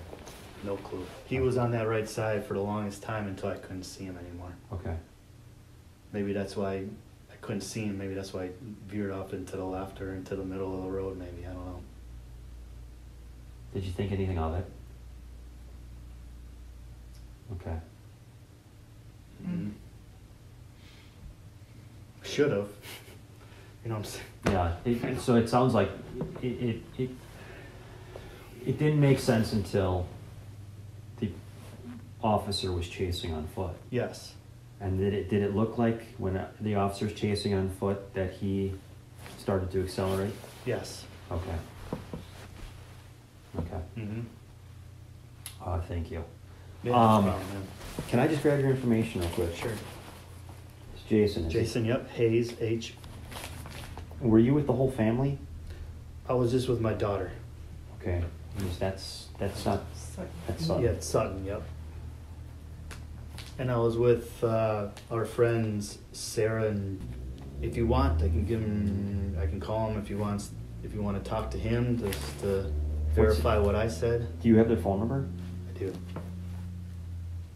I don't have to verify what you said. Okay, well, whatever. Yeah. Okay. They live around here too, or? Yeah, they live over by the neighbors, the bar, the neighbors. Okay. In that area. Yeah. Okay. In the town of Waukesha. Yep. Yep. Okay. Yeah, I'm sorry I couldn't get a really good description of the guy. Well, I didn't see him. Yeah, I saw. I just remember the beard, and I saw his complexion, and I can't even remember if he was what he was wearing. When you mention the beard, and sometimes that's a focus that people kind of focus on. Do you remember anything particular about the beard? No, it was I thought it was just lower and sticking out like lower this. and sticking Yeah. out. So you think he kind of cut it down a little bit? Seemed like it. Yeah. Okay. Okay. If I remember correctly. Yeah. Anything else about his hair? No. No. Okay. Well, it's did hard. not because where I was sitting, I mean where the car was and where the roof is, it's kind of hard to see where his head was. Right. I mean I saw the lower part of his face more Yeah. than I did the upper part. Probably from here Yeah. down? Yeah. Okay. Okay. Well, thank you. Yeah, I just thought it was strange with all the reports, and I was like, he slowed down and honked for our kids. He did. So, however you guys can take that, I don't know what. I don't know what to yeah, take that as. I know. I'm taking it as he knew what he was doing. Yeah. And then at some point, he just said, part of me, he just said, kind of screw it. Yeah. That's what I was thinking. That's what Kind we of like, we were saying at that point when he passed that turnoff. He was between committed. Discount and the other one. He went through towards Al Chocolate and the things. Yeah. At that point, it was like he was committed. He At was that point, committed. It was he like was committed, snowballing is what for we him, kind you know of what said, I'm and he saying? just went through. I don't know because he had the opportunity to turn off there, right? He could have went in front of Discount. He That's could what have I thought. He could have because there's a couple roads there you could turn off to the right, right? My thing is, did he not do it because of the barricades? Because there were police there? I was thinking that too because those were all barricaded, right? Those roads. Yeah. Typically, So- we barricade them because Yeah. we don't want people barreling through them. Yeah.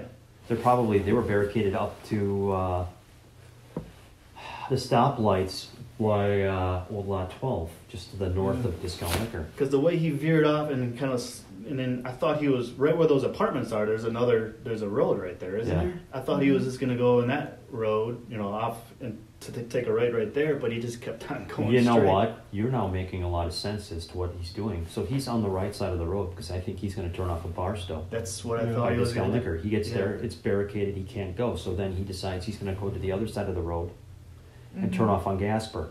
He gets there, he can't because of barricades. Yes. Now he's committed. Now he's committed. Yes.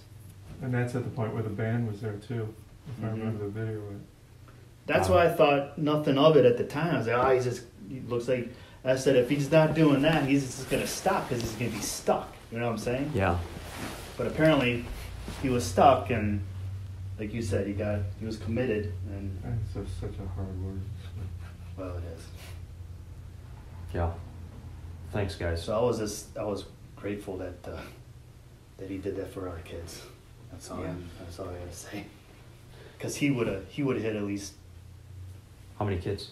There was Sutton, Arthur, and the other kids. There was at least 5 or 6 sitting right there. 5 or 6. Mm-hmm. And he hit 15. At least 15. At least 15, yeah. One of my coworkers, his kid got hit. Did he? A broken leg. Mm. Yeah. Because they were close. They were out They on were- the road they were or near whatever. you guys. Yeah. Near you guys. Another coworker, he was across the street. I originally. His daughter watched one of her friends get hit. Oh, yeah, right. Yeah. I originally. Like I said, there's a lot of victims here. Yeah. Just varying degrees. Yeah. It's going to take a long time to get that image out of your head of Yeah. seeing her flip up. Yeah. Yeah, sure. Yeah. Yeah. And I was. That in her eyes. I was originally where they were, kind of, in that area, and I met up with my buddies up there. I originally wasn't gonna go up there because it's such a long walk from where I was. Yeah.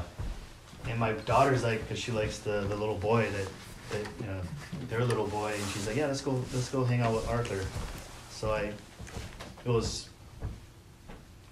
You never know what would happen if I would have stayed where I was instead of moving. You know what I'm saying? And he did honk and slow down and and helped out that way. So Yeah, I think it. I think you're lucky. I know. Just by chance. Here's my card. Thanks. Here's my card. If there's anything I can do or whatever, but thank you for taking the time out of your day to talk with me. Yeah, hopefully it helps you out. Yeah, it does. Yeah. Thank and you. Dale and Farah, I appreciate you guys stopping and trying to help. Yeah.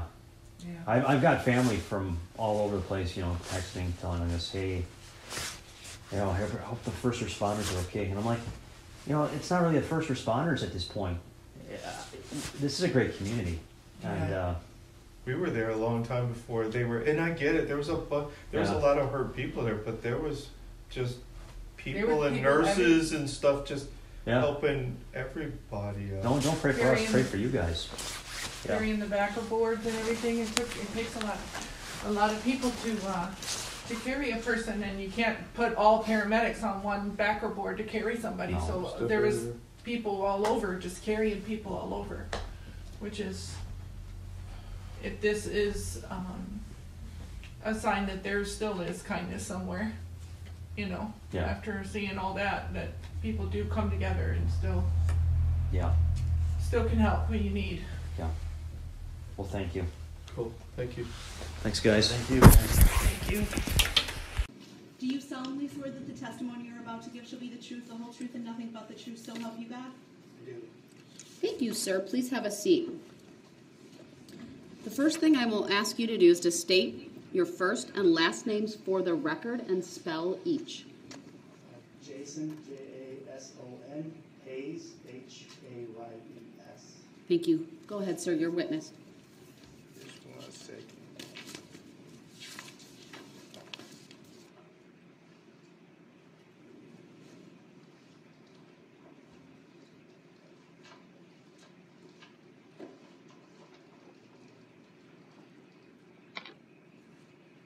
I accept for value and return for value this document for the record.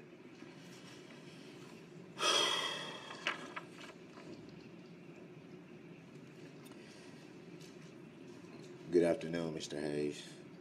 Is that how you pronounce Hayes? Yep. What do you do for a living? I'm a retail sales associate for a food broker, Damon Worldwide. Been doing that for a long time? 21 years. Yeah, it's a long time. The evening of November 21st, 2021.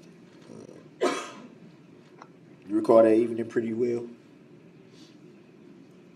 Fairly well, yes. What were you doing that evening? Went to the parade. Did you go to the parade with family, friends? I went there with my daughter. Do you recall what time you arrived? 30 minutes before the parade started. Were you scheduled to do any marching in the parade itself, No. or just spectating? Yes.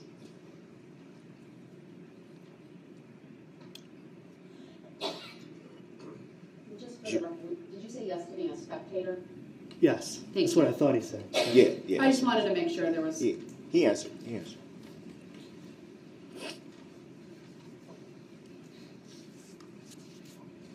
Anything unusual catch your eye that day that you recall? Yes. And what did you see? Besides the parade? Yeah, I'm sorry. That was unusual that caught your eye that evening. Well, where we were, yes, a red truck came through where we were. It honked and swerved. I guess I want to back up a little bit. Where were you positioned at that We time? were all the way at the beginning of the parade. Okay. Like, it was Main and, the corner of Main and White Rock. Okay. And you said you observed this vehicle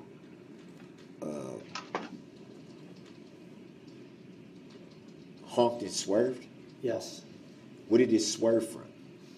I'm sorry? Where did it swerve from? Where? Or was it, I guess the correct question would be, why did it swerve? I don't know. I wasn't driving. I don't know what his intentions were.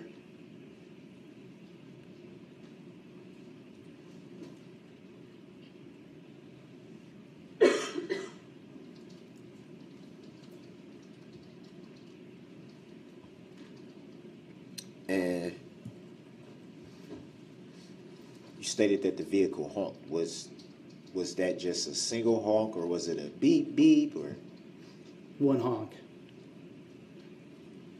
Do you recall stating that it honked several times? I don't recall. When you were initially. I don't recall.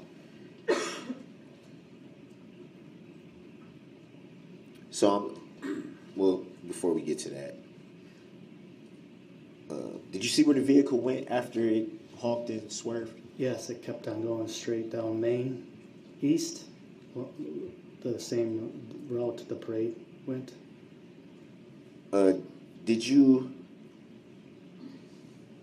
get a description of who was driving the vehicle you saw that day? I did not. Did you get a license plate? I did not. Do you recall if the vehicle had any tinted windows? No.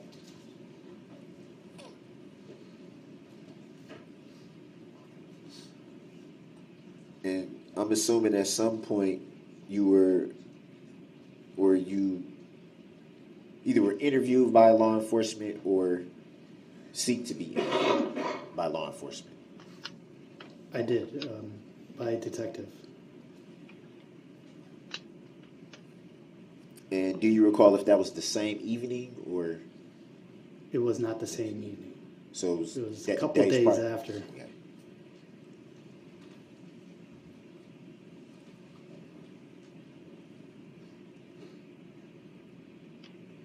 Do you recall in that interview that you had with the detective stating that your kids were playing in the roadway and the operator of the vehicle honked the horn several times and veered to the left around the kids? Yes. So in your opinion, it wasn't trying to strike the kids? Correct, yes.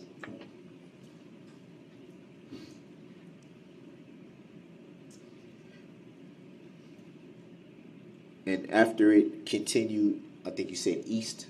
Yep. Would that be correct? East? Yep.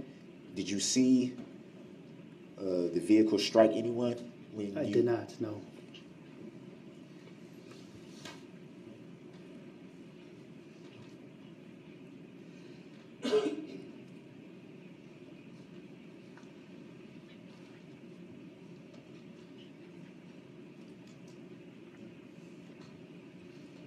Do you recall what side of the street the vehicle was traveling on at that time? It was on the right side.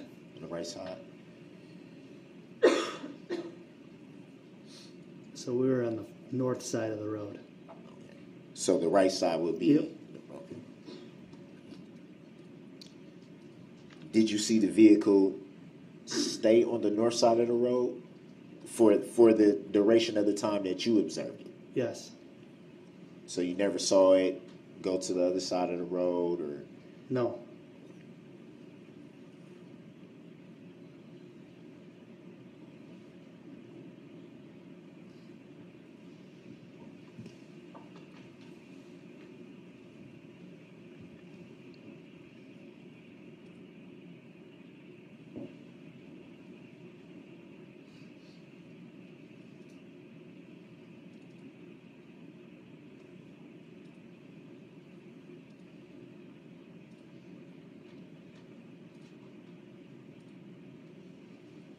No further questions at this time. Thank you. Any cross? Yes, just briefly. Good afternoon, Mr. Hayes. Good afternoon. Thank you for your attendance, sir. Mr. Hayes, do you remember seeing a police officer at this intersection as well? I don't recall. Okay. Do you remember writing in your report or telling the police officer that a police officer chased the vehicle on foot? Objection, leading. Overruled. It's a cross. You may answer. I do remember that I thought I saw a police chasing after the car on foot. Okay. And do you remember also telling the same officer that the SUV took off down the street and that it accelerated? Yes. Objection. Is that? Hold on, there's been an objection. I guess the objection to be what officer is being referred to wasn't clear. Overruled. The state may continue asking the question. I guess I was asking was that referring to the interview officer? Your objection is noted. It's overruled. The state may ask the question fully. Is that your recollection, sir, that the vehicle sped off and accelerated away? Yes. Objection speculative. Overruled. Do you also recall telling the officer who interviewed you that the driver of the vehicle had a dark complexion and a beard? Yes. Is that accurate with your recollection of the driver? Yes. But you didn't see a face, you couldn't No. identify anybody beyond those descriptions, correct? Hold on. There's been an objection to leading. It's overruled. The witness may answer. No. All right, thank you, sir. Those were all my questions. Thank you. Any redirects, sir? Briefly, very briefly. You made a reference to the driver of the vehicle having a dark complexion. What would you consider a dark complexion?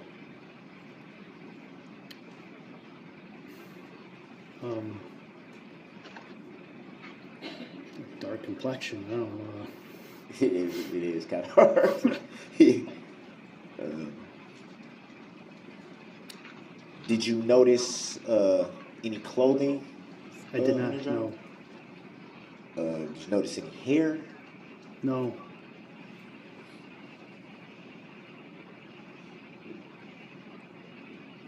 No further questions? All right, thank you. You may start. The following audio was recorded in an interview with the Waukesha Police Department in November of 2021 with Detective Van Ellis and Nicholas Kirby. Nicholas Kirby was associated with the estranged girlfriend of Darrell E. Brooks, who was the Waukesha Parade attacker. It's Detective Van Ellis, employee number 361. Regarding IR 21-47500, it's 10:37 a.m. on 11/22/21. Speaking with Nicholas.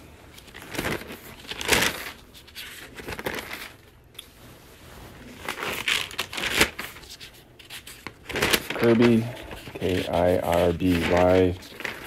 Nick, what's your date of birth again? Okay. And you know a girl by the name of Erica? Yes, Erica Patterson. Patterson.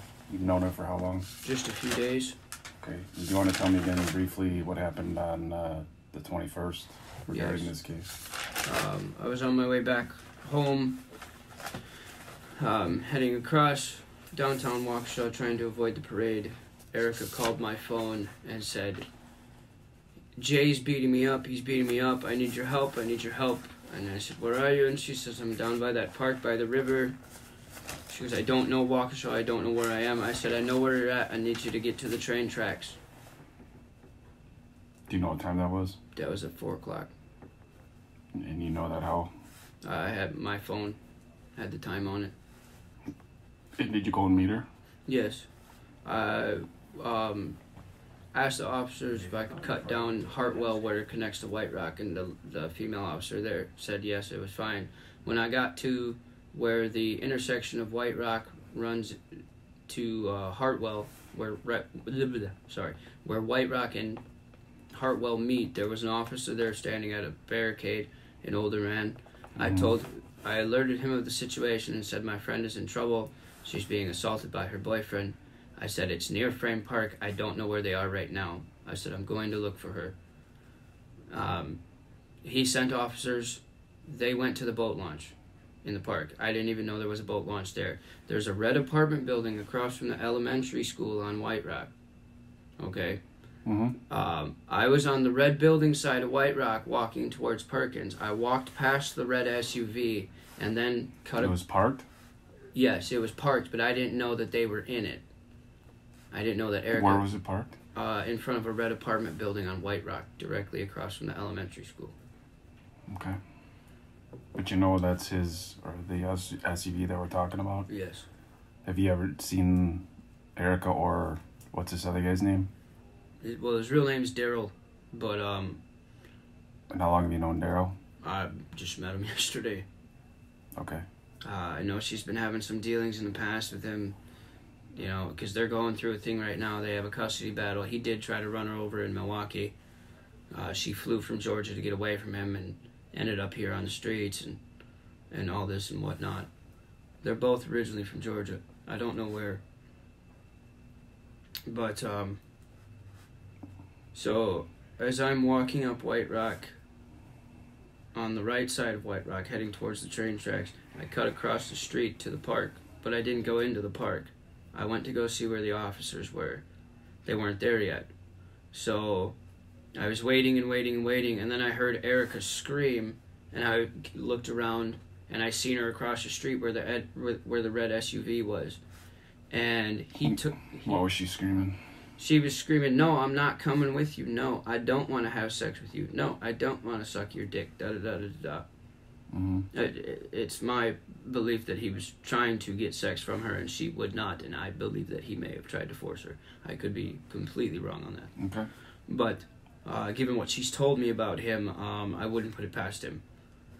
So I seen her walk away from the SUV. I called her over to me. I met her in the middle of the street. I pulled her over to the grass where the elementary school was. He took off down White Rock towards Perkins Avenue and the train tracks, then whipped his car around and came back, pulled alongside by the school and hopped out of the car just as she was reaching in the passenger window to grab whatever she had left in there. Okay, did you see anything in the car? I didn't see anything in the car. Okay. I didn't see a weapon or anything. He was wearing what? He was wearing like a bluish type hoodie, almost like this color. Maybe, at least that's what I think. It was kind of dark. He had blue jeans on. I think he may have had like a black t-shirt on underneath. The inside of his hoodie was black, like furry. He had a blue COVID mask, and I think he had black shoes, but I don't really remember his shoes. I was more focused on where his eyes were at. Okay. And this is the guy you know as Daryl? Yes. And how do you know his last name is Brooks? My boss actually just called me and told me that he had been watching the news. Okay, so you just know him as Daryl? Yeah. Or Jay, as she refers to him. I don't know if that's a middle name or a nickname or a street name or something. Okay. So then he leaves and then he pulls back up in the SUV. Pulls back up as she grabs her belongings or whatever she grabbed out of the car. I assume it would have been her phone.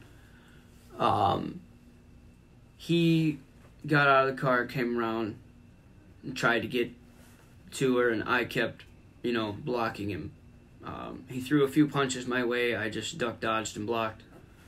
I didn't really feel like getting into a fight because I didn't want to go to jail. Okay. And I said, if you come nearer, I said, I'm going to hurt you. Like, if you keep trying, I'm really going to hurt you. And where was this little? Over by the elementary school off White Rock on the sidewalk. Was it on White Rock? Yeah. Right in front of the school? Just down towards where the school building ends and the park picks up. Okay. So, I told him, I said, you need to leave, you need to get out of the city. I said, you don't need to be around her, she don't need to be around you. I said, you need to leave her alone, and you need to leave now. And I said, if you do not leave, I'm going to be forced to hurt you. Okay. As in defense, not like try to pummel him to death, just to get separation. Okay. Did he ever get out of the car? Oh yeah, he got out of the car, he got in my face, pushed me like once or twice and was like, hey, do you want to fight? And I'm like, dude, you don't want to fight me. Like, I just got knifed last week. My anger is at a 10.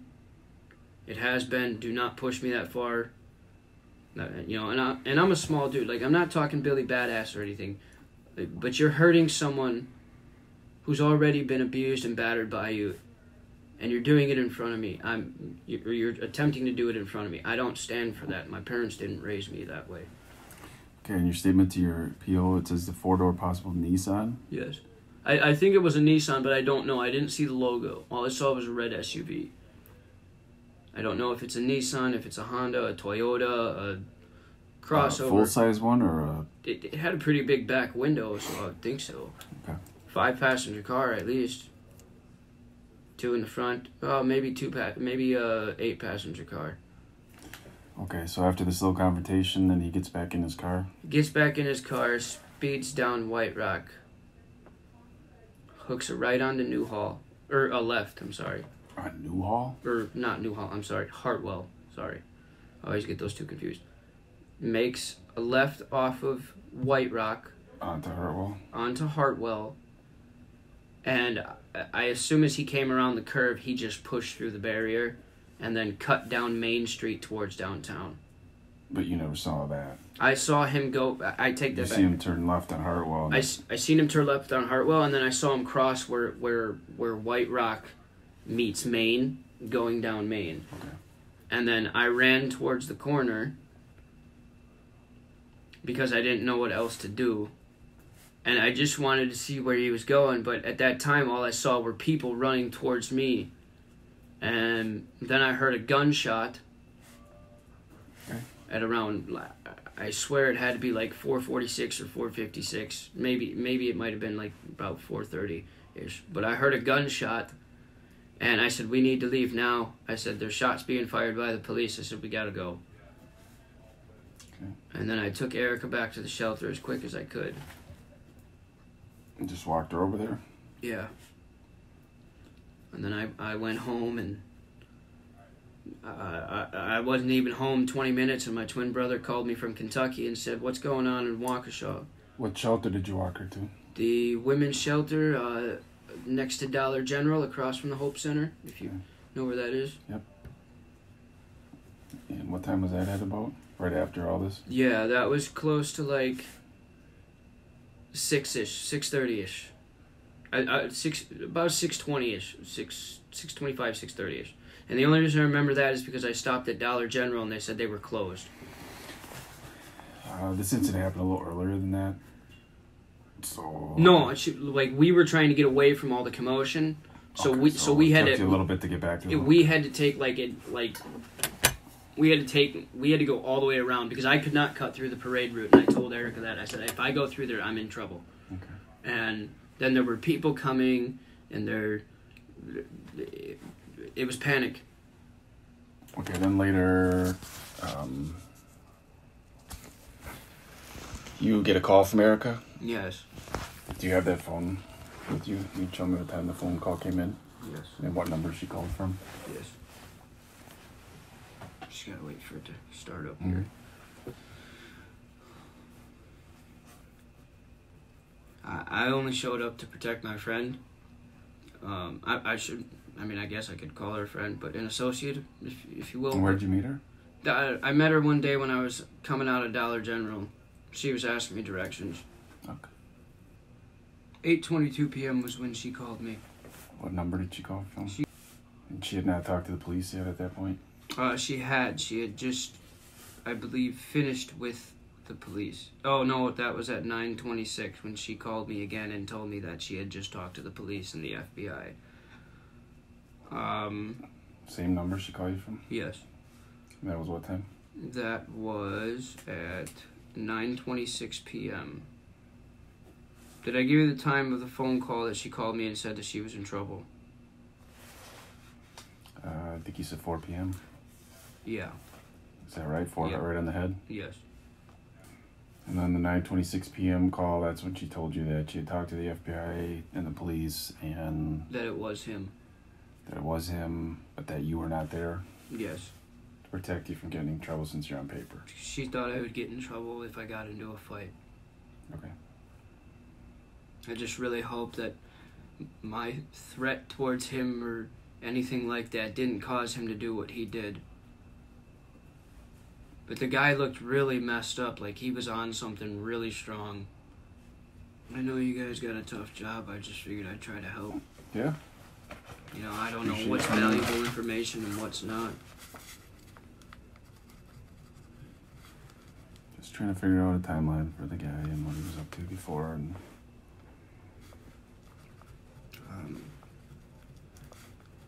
that I really don't know. I didn't really talk to Erica much throughout the day.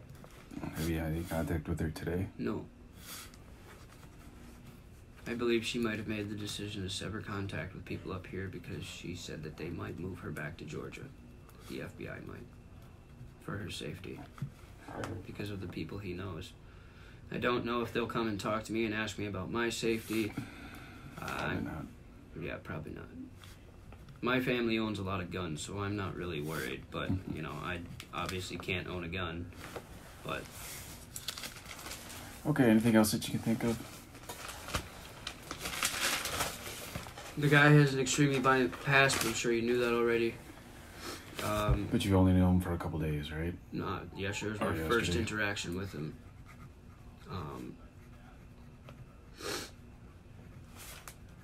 And then, like I said, that was person to person, you know, right up in each other's faces. I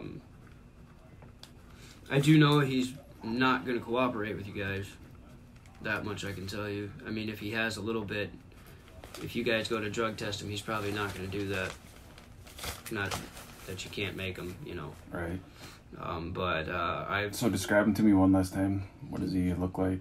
He's gotta be about 6 feet something tall. Okay. I couldn't really tell. White guy, black guy, He's Hispanic guy? light-skinned black guy. Okay. Very well-trimmed beard. Okay. Black hair, black beard hair, dreadlocks, blue jeans, bluish-looking hoodie, bluish-looking COVID mask, and shoes. He was wearing the mask at the time? Yeah. Or did you know? Yeah, he hopped out of the car with the mask on. Okay, blue hoodie, and what was his shirt underneath? I think it was black. The inner lining of his hoodie, though, was like that furry, you know, insulation type stuff. Insulated that they put on hoodies and stuff. Yeah. And that was black, too? Yeah, I remember that. Okay. Anything else you can remember about him? Nothing yet. But if I do, I will let you know. I'm trying to recover every bit of information I can. Yeah. I don't know if I should contact Erica. She's a technical victim. Yeah, it's up to you, I guess, if she's your friend, if you want to recontact her. I need to know if she's going to be safe, though. I'm sure she will be, because you guys are pretty good at keeping people safe. This is just an incident that should never have happened. Well, we got him, so he's not going anywhere. Yeah. Okay, there's my desk phone number there. Okay. Yeah, that's the best place to get hold of me. Cool. Or emails here, but... Okay. Mind if I just take a picture of your No, that's fine, actually. I wanted you guys to keep this. Okay. Because the FBI will probably want to look at it, too. I don't know if they're still continuing. You know, it's multiple homicides, so I would assume so. Anything over a single murder, I think, initiates the FBI if it's 3 or more. We're going to handle it here in Waukesha. I hear what you're saying. Yeah. Okay. I appreciate your time, and if... So, hang on just 1 second. So this will end the interview with Nicholas Kirby. The time is 10:54 a.m. Detective NL's in plane number 361. Hi everyone, this is Carrie. The following audio may be a little difficult for some to hear. This is not graphic in nature at all, but what you do hear is a mother explaining what her and her children are going through after being around the Waukesha Parade Incident. The following is an audio interview between law enforcement and those who witnessed the tragic incident at the 2021 Waukesha Parade when Darrell E. Brooks, Jr. drove his mother's red Ford Escape through the parade.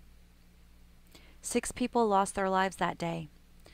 More than 70 sustained injuries, and the number of those emotionally traumatized is beyond the hundreds.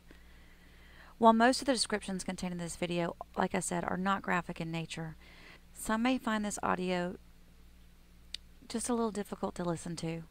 So viewer discretion is advised. Okay. Okay, the date is December 3rd, right? December 3rd, 2021 at 3:05 p.m., Waukesha City Hall. Time is 3:05 p.m. and it's Jody. Can you spell that for me, Jody? Jodee. And of course, Jody, this is reference the parade back on the 21st, and I understand you were there, correct? Yes. Yep. Okay. Can you describe who was with you? I was with my husband, Okay. John, and our 5 children. They range in age. Our oldest is 17, 13, 9, 7, and 2.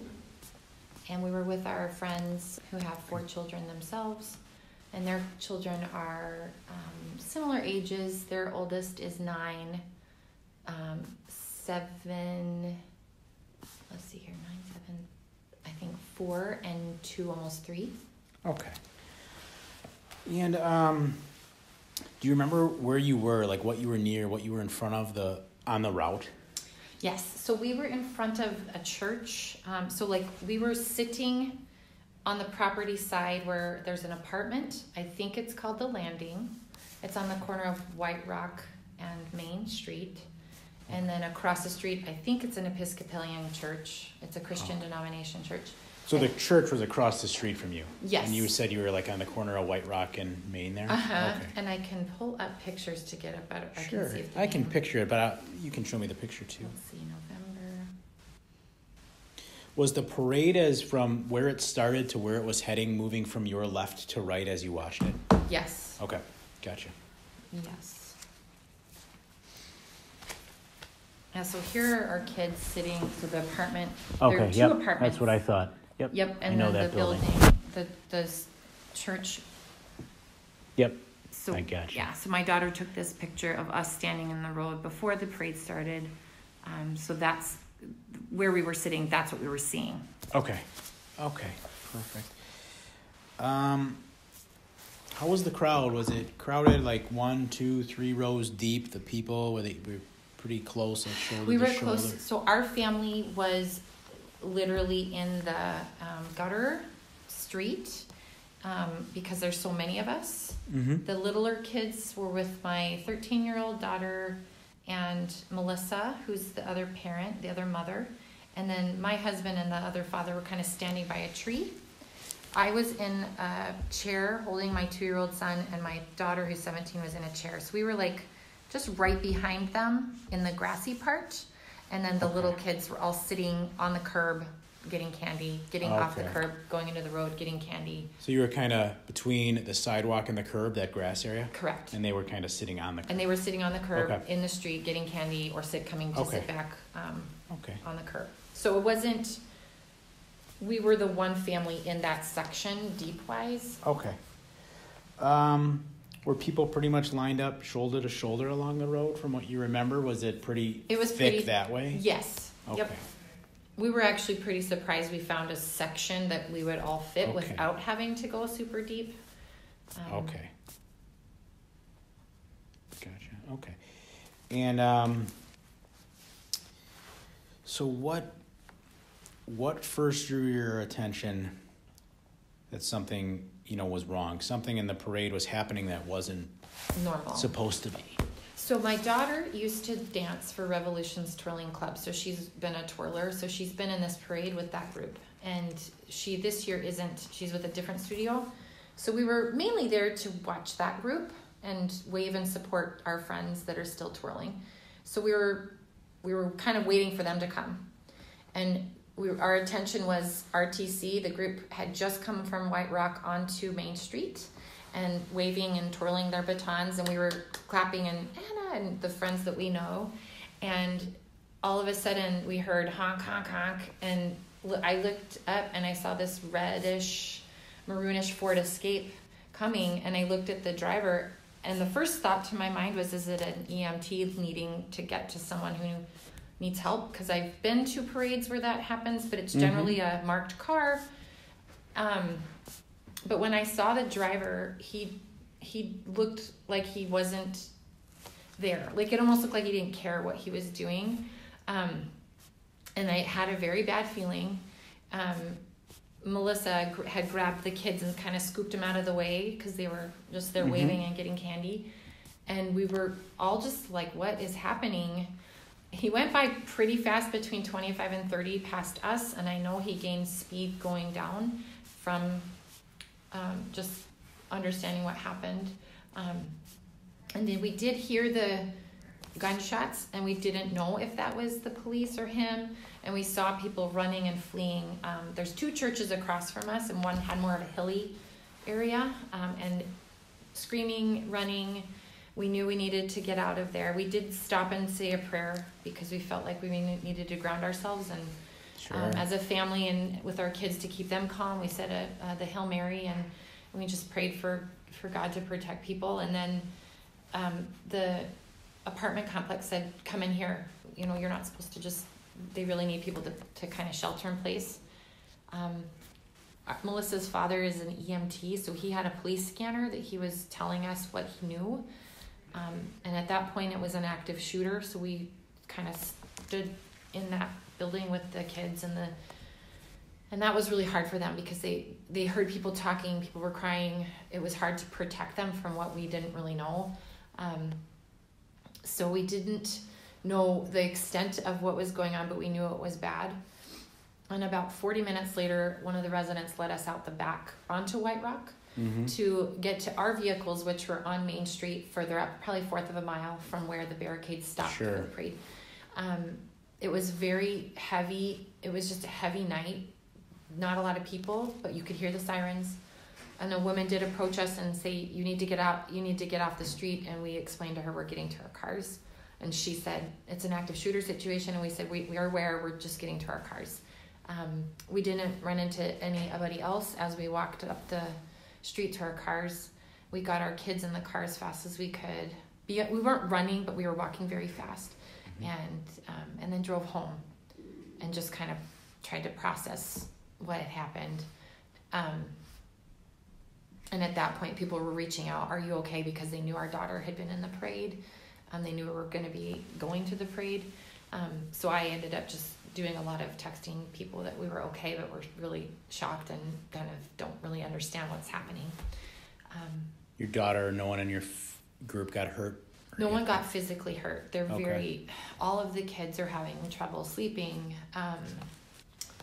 I'm having trouble like driving and just being around partying lots, and I'll be okay, and then I'm not. So my kids will be like, "What's wrong?" And I'll just say, "I'm just having a hard time." And like the therapist that my 2 girls are in therapy just for anxiety. Sure. And their therapists have said, you're doing the right things.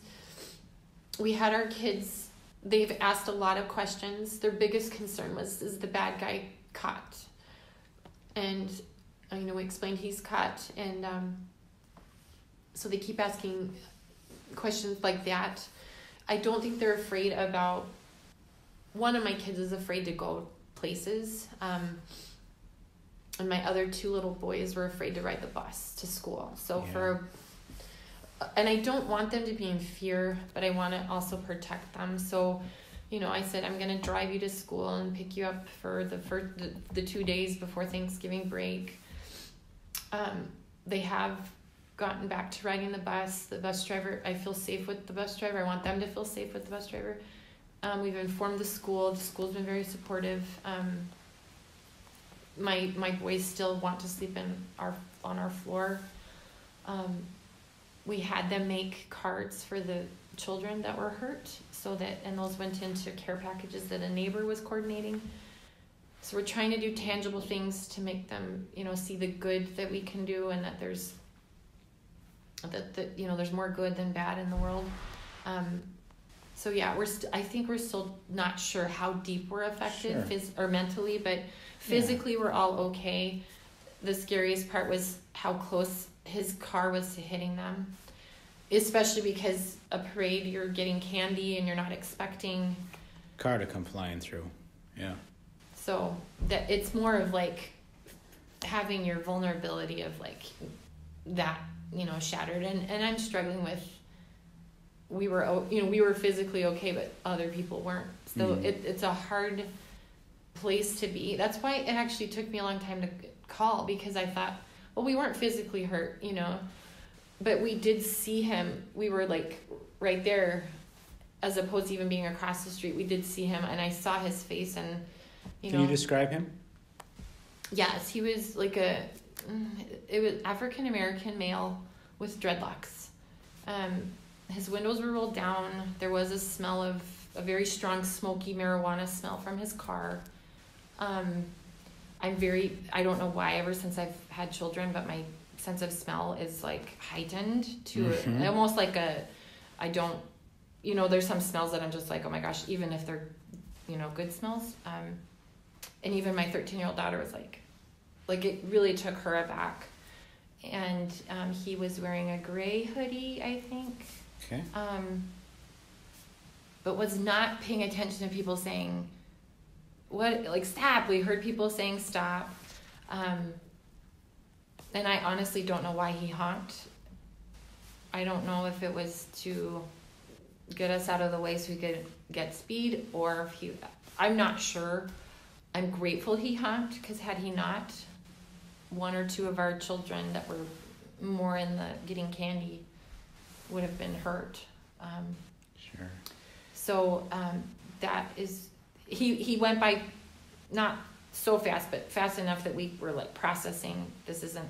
And again, I thought, is this an EMT? But then when I saw him, and I only saw one person in the car. I didn't see anybody else in the car. It's an older car. Ford Escape is what I remember seeing. Not a bright red, but a deeper maroonish red. Mm-hmm. Okay. Yeah, because I know the report initially was that there were more than one, but we only saw him. So I was like, there could have been people hiding. I don't know, but we only saw him. We being my daughter Rachel, my husband John, we all saw him. Did you see that an officer or anyone, whether it was an officer or anyone who appeared to be assigned to the parade, like as security, try to stop it? Say anything? Did you happen to catch that? Or so we saw an officer running after him. Okay. Again, that was after. So where we were in the parade, to the right of me, our family, we saw an officer trying to stop him from behind. I didn't see the hood. I didn't see anybody in the hood, but I saw an officer from behind. And then when we were kind of is the parade done? We were so confused about it. A police officer had come from the White Rock area and said, the parade's over. Everybody needs to get into your car or get into a building. So there was a police officer in uniform who came and said that to our family. Okay. Did you actually witness any of the people that were struck? No. Be struck? Okay. And the sad part is, I know we, in the Dancing Grannies group, the Mrs. Durant, the one that's really young and just really beautiful, she was one of those people that was just a stunningly beautiful person. And my friend and I were joking that when we're older we can be in the Dancing Grannies group, and I'm like she doesn't look old enough to be a grandma. And it's hard for me to know she was alive and then she's not. So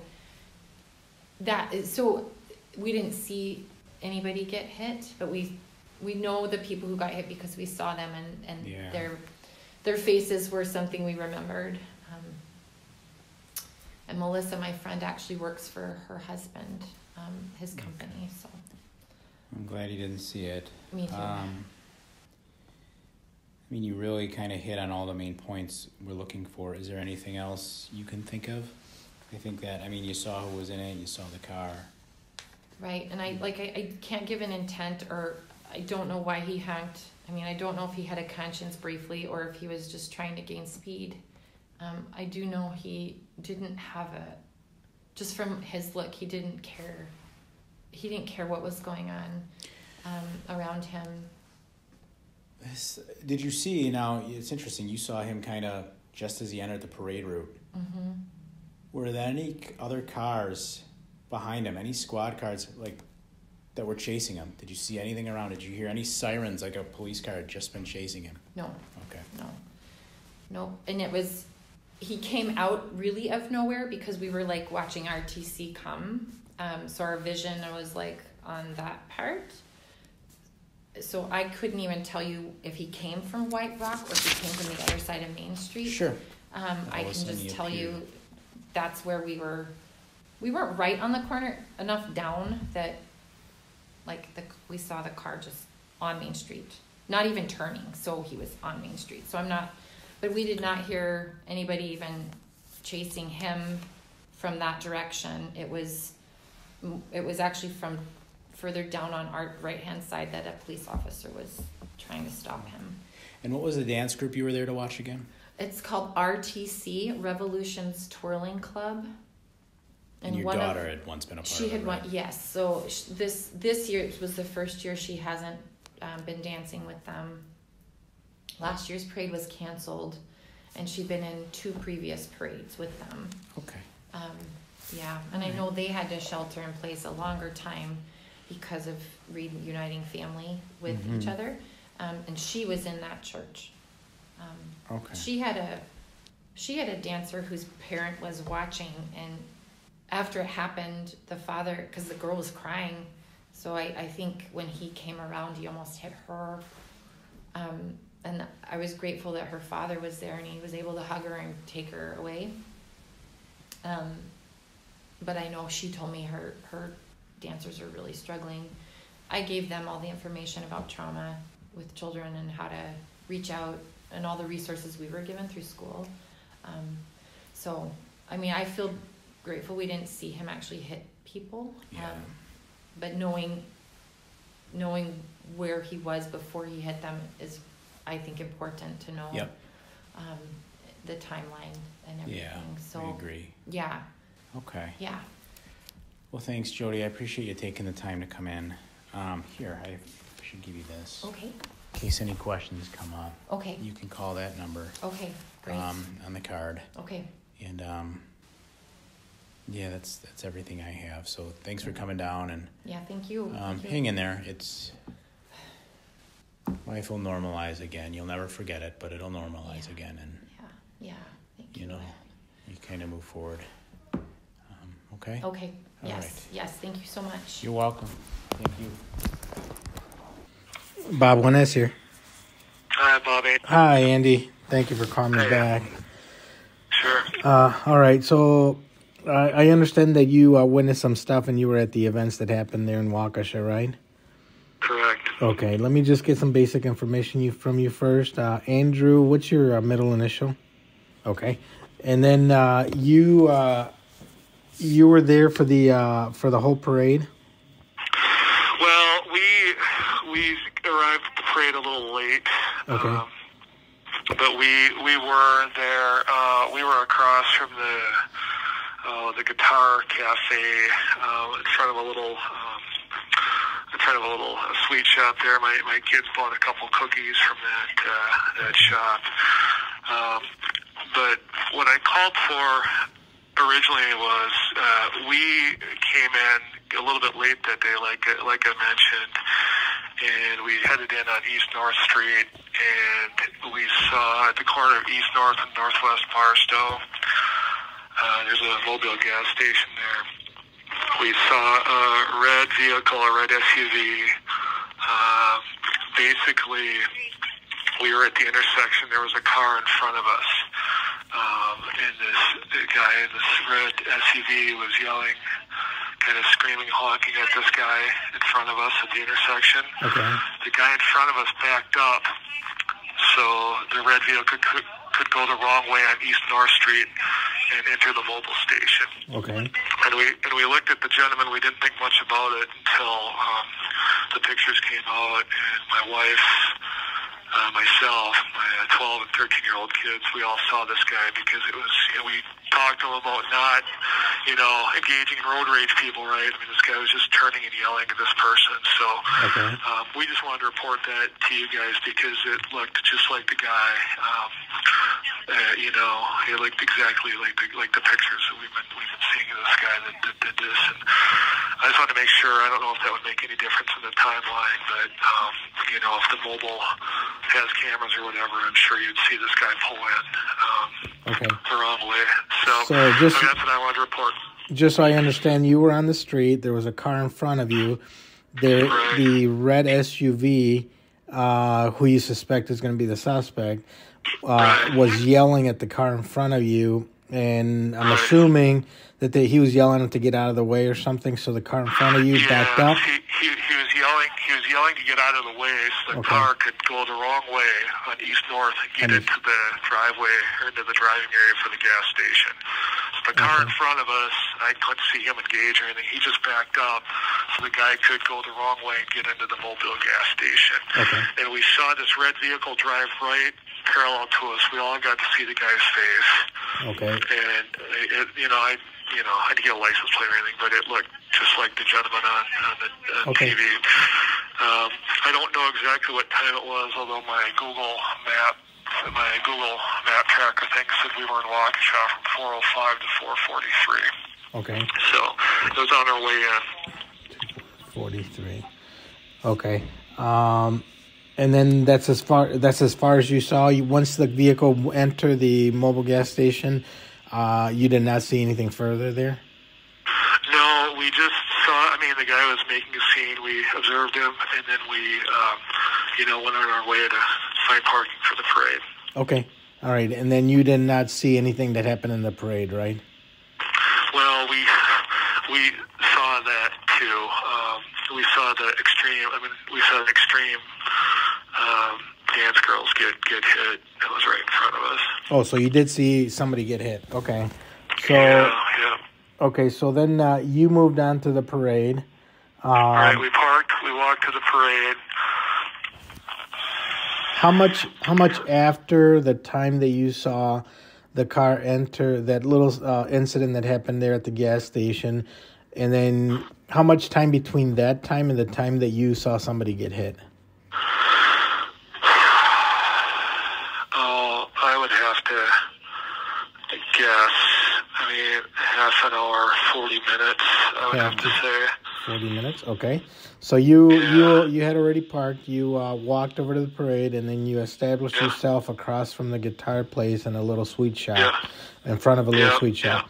Okay, while you're sitting at the sweet shop and watching the parade, explain to me what you saw there. So basically, we arrived late.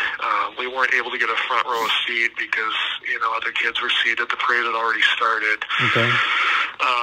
We just saw the floats kind of go through, the parade go on, and then we heard, basically I saw the sign to the extreme dance group, and I kind of made a joke to my son about how it's extreme dancing or something like that.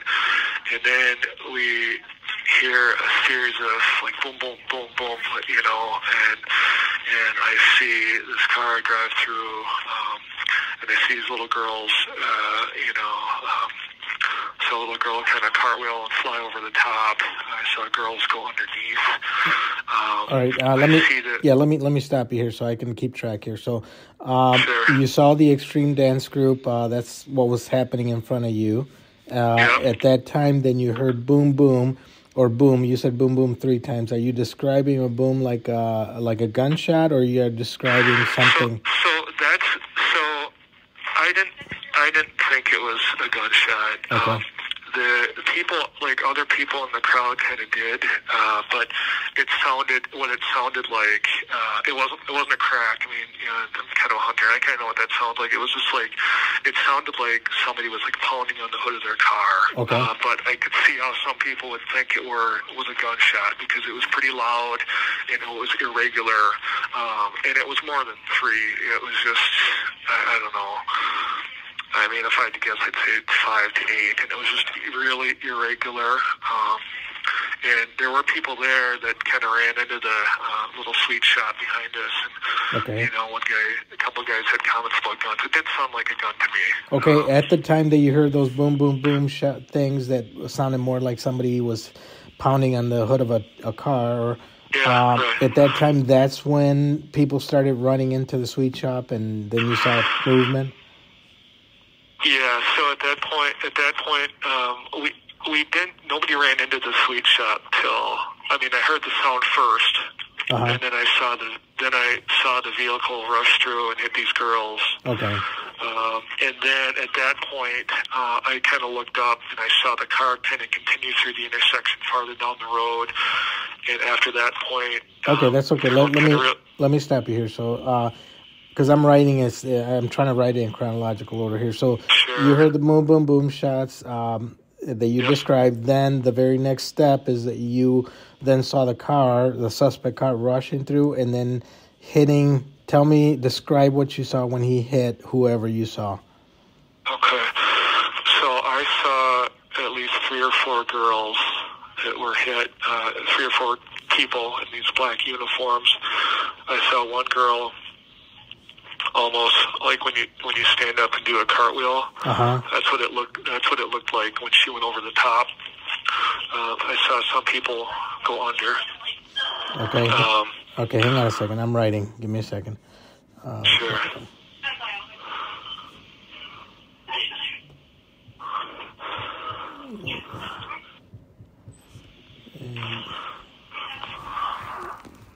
The people that you saw that were getting hit, did these people look like they were children? Did these people look like they were adults?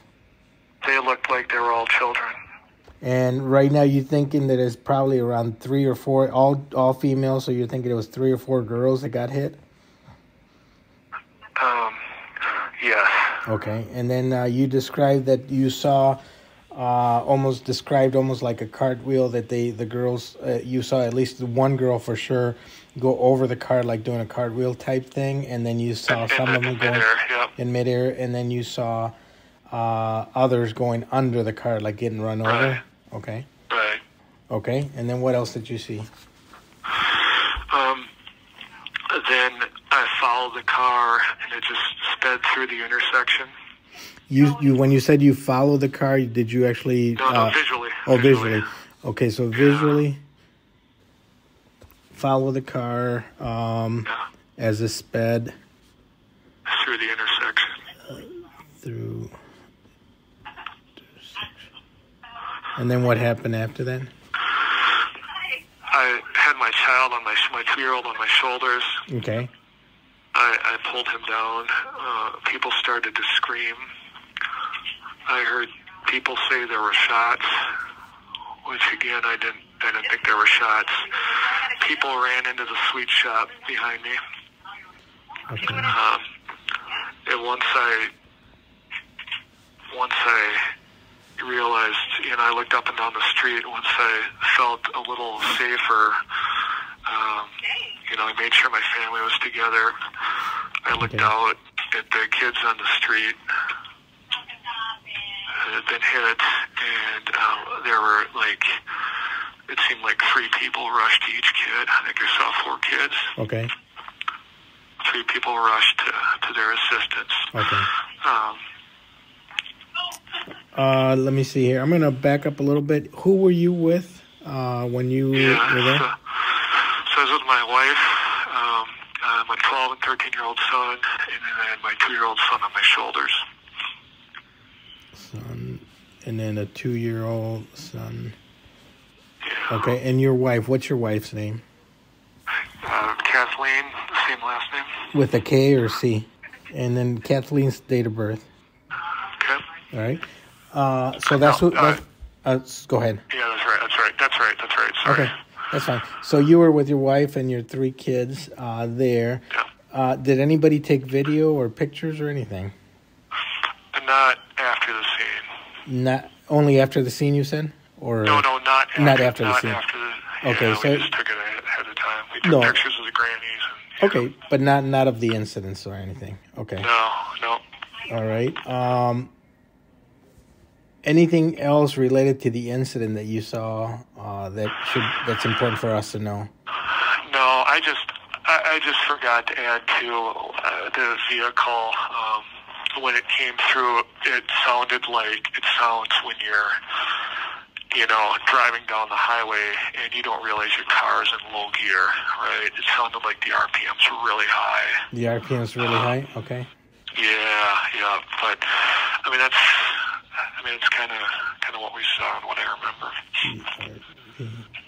Okay, based on what you saw, the vehicle that you saw at the gas station 30 to 40 minutes earlier, do you think it's the same vehicle that you saw hitting the kids? Yeah, and my family, we all, the four of, the 2-year-old wasn't out, but the four of us all saw it, and we feel pretty confident it was the same vehicle. Okay. Guy. The vehicle that hit those kids, do you remember anything specific about the vehicle? Any marks or anything on the vehicle or anything like that? No, Nothing? I just remember the color. The color. Okay, and then you saw you said a red car. Any more descriptions to maybe the make and model, if you know it, or what type of vehicle? So I saw a red SUV both incidences. I didn't get a make model. Okay, that's fine. Just the smallest red SUV. That's what it looked like. Okay, red SUV. Perfect. Okay. Yeah. Anything else that is important for us to know that I didn't ask you or that you think is important? Yeah, not that we can think of. Not that I can think of. Okay. I'm assuming that your wife and your kids were all together and you guys saw the same thing and you guys already talked. So anything else that that you remember that they shared that you didn't see that is important that maybe I should call them? Well, my son, the only other thing is my son, before he even saw any pictures, he basically said that the guy at the gas station had a gray hoodie. Gray hoodie? Okay. Yeah, and that's, I guess I don't specifically remember that, but he mentioned that before he saw any pictures of the suspect, so. From son. Okay, and then that would have been which son? Evan. Evan? Okay. Yeah. Okay. I don't think I need to speak with him regarding that, but you have the number that you just called me on. That's my work cell phone number, so if anything else comes up, just give me a call. Other than that, I think that should be all I need from you. I'll go ahead and write my report that I spoke to you over the phone, and I was able to get all the information I needed. Okay? Sounds good. Thank you. Thank you. All right, bye-bye. Bye. Let's start from the beginning, Okay. so that way we can get this, and I'm sure you want to go home. No, I just live around the corner. Yeah, but I'm sure you still want to go home. I get it. So I want to help. I was listening to them doing his bail on the radio actually just now. It's just one of those things, you don't sleep at night after that because it's. Oh, it can be traumatic, yeah. Playing that in your head. So what's your full name? Jason. So who were you there with? Excuse me, Rhonda, my girlfriend. Susie's son, Jackson. He's 4 years old. Okay. And then she had a couple of her other relatives. I know her Aunt Wendy. I don't know Wendy's last name. I could call Rhonda and ask her. No, it's okay. And then obviously there was another aunt and uncle from her. She's got a big family out here. Okay. They're kind of all down there too. Okay. All right. So that was the group. That was the group. Specifically wrote. Okay. Do you remember Wendy's last name? It's okay. No, it's okay. No need to apologize. There's so many people in that family. Right, no problem. So, okay, so tell us in your own words, what did you see? Okay, so the parade starts, and I want to say it was about 4:30, 4:25, 4:30. The fire trucks were coming through, and right about that time, it was with the float with the hot air balloon basket on it, because they were shooting the fire out of it, and I had Jackson on my shoulder so he could see. Right around that time, we saw the maroon, and the reason I remember this is because I caught the first part of the license plate. I'll never forget it. ADP was the first part of the license plate. Okay. I told the officer that too. We saw this guy come down the side, and we're like, "What the hell is he doing?" So I guess I should ask, have you been interviewed already? No. Okay, all right, just making sure. Okay, yeah, no. They said they were going to call us, and that was it. So he comes around the corner up there. Do you remember where you were standing when this happened? Yeah, we were on the Riverside apartment side, across from, I can't remember the name of the Mexican restaurant, but there's a Mexican restaurant, the old courthouse, and then that street that goes straight. So across from the Mexican restaurant. Correct, like smack dab across from it. Okay. Okay, go ahead. I'm sorry, continue. No, that's fine. So we noticed this car coming off, and I'm drawing with my hands, but if you're facing the road like this, up that way towards... So from your left? From my left. That side street, there's like a bar on the corner. I want to say that's White Rock that it intersects with. Okay. White Rock and Maine, I think. But anyway, he comes around that corner, and we noticed, we looked, and we're like, what the hell is he doing? And he was on our side. How did you notice it, I guess, a question? Well, Is because there a lot all of of a noise sudden, or like, what? the floats almost like kind of like slowed down and stopped. And like I said, I had Jackson on my shoulders, and the hot air balloon float vehicle was there. And so we were looking down that way, and we saw the car come around the corner. He had his headlights on. He comes down that way, and we're like, what the hell? And he flew by, and as he flew by us, if I had to guess, I said 30, 40 miles an hour. But I mean, it was a blur, but it was enough that as he was coming, I'm positive it was ADP was the first part of the plate that I caught. Comes by and goes down that way, and we're like, he's not even slowing down. So now he's down this way. As this is happening, the father in front of us, who is that guy? He just hit my kid. He hit my kid. He's just freaking out. We're like, shit. And we ran like. So you didn't actually see the kid get hit? I turned this way. Following the car. All I saw was the dad like picking his kid up off the ground. Okay. He picked his kid up. He was holding him by his chest. We asked if he was okay. Rhonda's uncle, and you're going to hate me for not remembering his name either because she's got so many relatives, ran down the road to get an officer, somebody yelling, hey, we need the police over here. This child, turns out the dad's like, he's 2 years old. What the hell's going on? You know, blah, blah, blah. The kid is screaming, but he didn't look hurt. A deputy sheriff, she was female. I don't recall her name. Again, so much was going on at once. She comes over and she's like, is he hurt or not? Because the dad was like, well, I don't know if he got just grazed or brushed because he was just crying and he had his hands moving. She said, sir, you need to take your son's shirt off and check and make sure, does he have any injuries or doesn't he? Because and then that's when she was kind of short with us because she's like, I'm getting calls of shots fired. If we need medics down here, I need to know, you need to take your shirt off, check him. And he's like, I don't know, maybe he's just scared. He doesn't look hurt. He was feeling the arms. And we were standing right there. She goes, I have to go. And she left. The female deputy was Waukesha Sheriff. I'm pretty sure she was in Brown. She leaves to go back down towards this way. Literally, as she's going down this way, a crowd of, if I had to guess, 50 people plus starts coming towards us. They're like, he's got a gun. He's got a gun. And we're like, what the hell? Because we saw the car keep going. Right. But they're all screaming, a gun, and they're running towards us. So let me stop you at that moment. When the car went by, did you see the driver? No? It went too fast.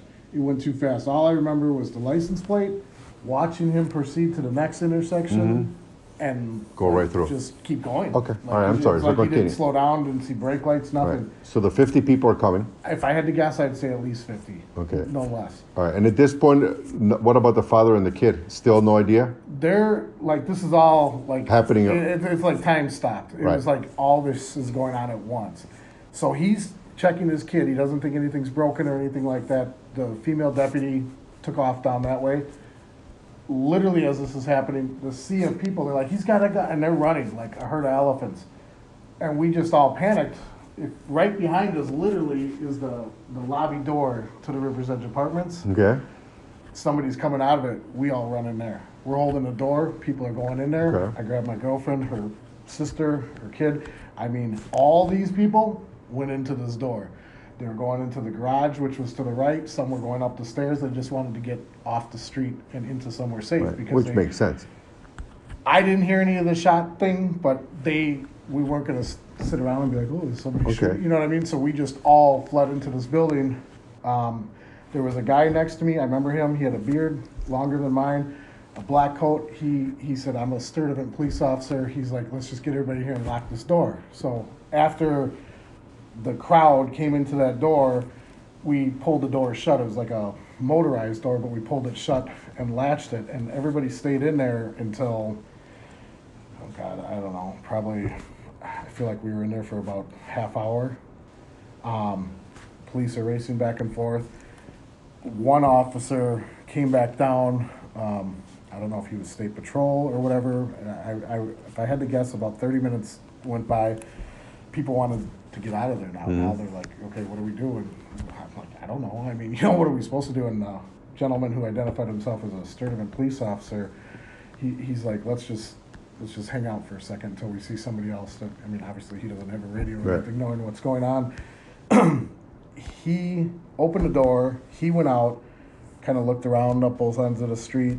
A couple people just kind of were like, we're out of here. We're leaving. And No patience. No patience, right? They left.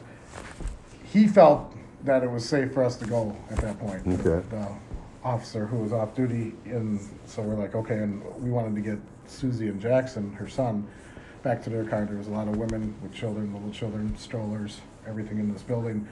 So we're all panicked, and I'm like, do you think it's a good idea to, I mean, we don't know what's going on down there just yet. Mm-hmm. And the officer that walked by, he said somebody asked him, is it safe? He's like, I don't know yet. And at this time, everybody's kind of making their own executive decisions of going this way and going that way, back to their cars. That's when we walked back down towards, if you're going towards the War Memorial, back towards where we were parked in that municipal parking lot back there. We got her sister back to her car. Rhonda and I continued walking down. We ran into my brother right in front of if you're familiar with the bars down there. There's Magellan's and Donnie Boy's where most of the injured people were. That's when we had walked by there, and that's where we had met the officer that was like, what did you guys see? He was asking us because we were standing on the corner. Right. And we had some pictures and stuff on our phone. And So that's my next question. Did you provide those to the officer already? yeah, well, no, because that's when he said that somebody was going to probably reach out. Okay. And we were kind of wondering too, because we're like, well, we didn't know, if you guys wanted them. Yeah, I'll take whatever you got. Some of it's video. I mean, you can see it on here. No. Can you airdrop them to me? Oh, yeah. So, and here's my number on there, 414. Okay, let me see. Select. It should let me do videos too at once, right? It should, yeah. And then I'll ask you a couple of questions after that. And I apologize. Like I said, so much was stop going on at apologizing. once. It was like, You I just was worried about my girlfriend, her sister. I mean, obviously worried about everybody, but my main thing was my family. You don't need to apologize. You do what you got to do. So scary. Yep. So do you remember at that time, I don't know, are you those people that can only do one thing at a time, or can you do multiple? No, I can do multiple. Okay, just check. I have to ask, because some people can't do it. No, trust me, I got to look at addresses going down the road at 30 miles an hour and... Airdrop. You're trying to airdrop it? Yeah, I tried airdropping it, so it didn't see anybody. No people. You have yours on? Maybe mine's not on. Hold on. Okay, hold on. You know what it could be? It could be that I don't have it on, so... Yeah, mine might be off too. All right, so hold on. I'm trying to remember how to do this again. So I go to accessibility, right? General, and then I had mine off too. So general, and then airdrop. And then general, I had my airdrop. Contacts only. You got to switch it to everybody. Receiving off. Okay, so everyone. Yep. So that's you, everyone. Okay, so go for it. All right. So iPhone. I'm assuming that's you. Yes. Other people. I'm assuming so, 'cause I don't see anybody. AirDrop, iPhone 12 Pro Max would like to share 7 photos. Accept. Yep. Okay. Some of those are video. All right, thank you. So, I know you only watched it for a moment, but you said you did see him as he approached the other intersection. Absolutely. Was he slowing down? Do you No. think he was trying to avoid people? What was your impression? Again, coming from like my security background and stuff like that, Mm-hmm. you look for tail lights, brake lights. Yeah. That's why we were all like, what the hell? It just like he just, Keep going. like it was a freeway. Okay. Just keep going, no pause. And that's close to the time that my brother had called us, who was further down there. He's like, did you see this son of a bitch? His words were, did you see this son of a bitch? He goes, there's bodies down here. And he was closer to the action. And what's your brother's name? William. Hold on. Because I got to make sure somebody has talked to him. Yeah, I think he's going to probably be looking for that because he was more ground zero than the rest of us. Brother William. Yep. All right, so I'll definitely be giving him a call. Yeah. If he calls you or something, I'm assuming that was him that called you before Bill. Yeah. No, I get that. If you do talk to him, just say, hey, I spoke to an agent today. You Sure. can have my card. Okay. And he'll be giving you a call probably tomorrow about getting together. And then, all right. So you never saw him slow down. No, not never at all. saw brake lights. And You the thought- reason that I'm familiar with that area is because I used to go to physical therapy. That next intersection, and I can't remember what the cross street is, but if you're going back down towards the area I'm talking about, Mhm. to my right, if you're standing on Main there, to my right, the next intersection, because on the corner, it's Pro Healthcare, there's a Subway restaurant. So you're very familiar with that Oh, area? super familiar. Okay. And so I know there's a intersection, traffic Right. lights there, and obviously a parade going on. Right. So there's people on both sides, and he just, you couldn't Kept see him on anymore. going through, yeah. You lost sight of him, like he was Okay. on a mission. You said you work security. Mhm. You saw him go by so quickly. Did you ever find out what happened with the father and the little kid? The dad, they did end up, they were in the lobby with us, and you'd almost have to like be there to see, like, I don't even know how that many people, because it was like a movie scene. We had to like slow people down because they're pushing each other, Right. and people are falling down. He stood in the lobby for a while, and he goes, I think he just got brushed. That's what he called it. He said, I think he just got brushed and it scared the shit out of him, is what he said. Which would have scared me It too. was scared the shit out of me. And the Yeah. fact that, like, here's where we were standing, here's where they were, because we let the kids stand in front of us Right. to get the candy. Like and most stuff. people do, right? Exactly. And I'm thinking, and obviously Rhonda and her sister start crying. They're like, like, you could have just stumbled forward and that would have been it. How far away would you say you were from when the vehicle passed in front of you? 12, 14 inches. I mean, he was like riding the curb, like that curb line. Like, you know how if you're looking at the curb, there's that little bit of cement Right. before the blacktop? He was right there. I mean, if you'd have stuck your hand out, you'd have touched So the he was sky. probably centimeters from the kid. Yeah, guaranteed. And those kids were out a couple feet, off of the road. Because they can't wait for the candy, and stuff. and right.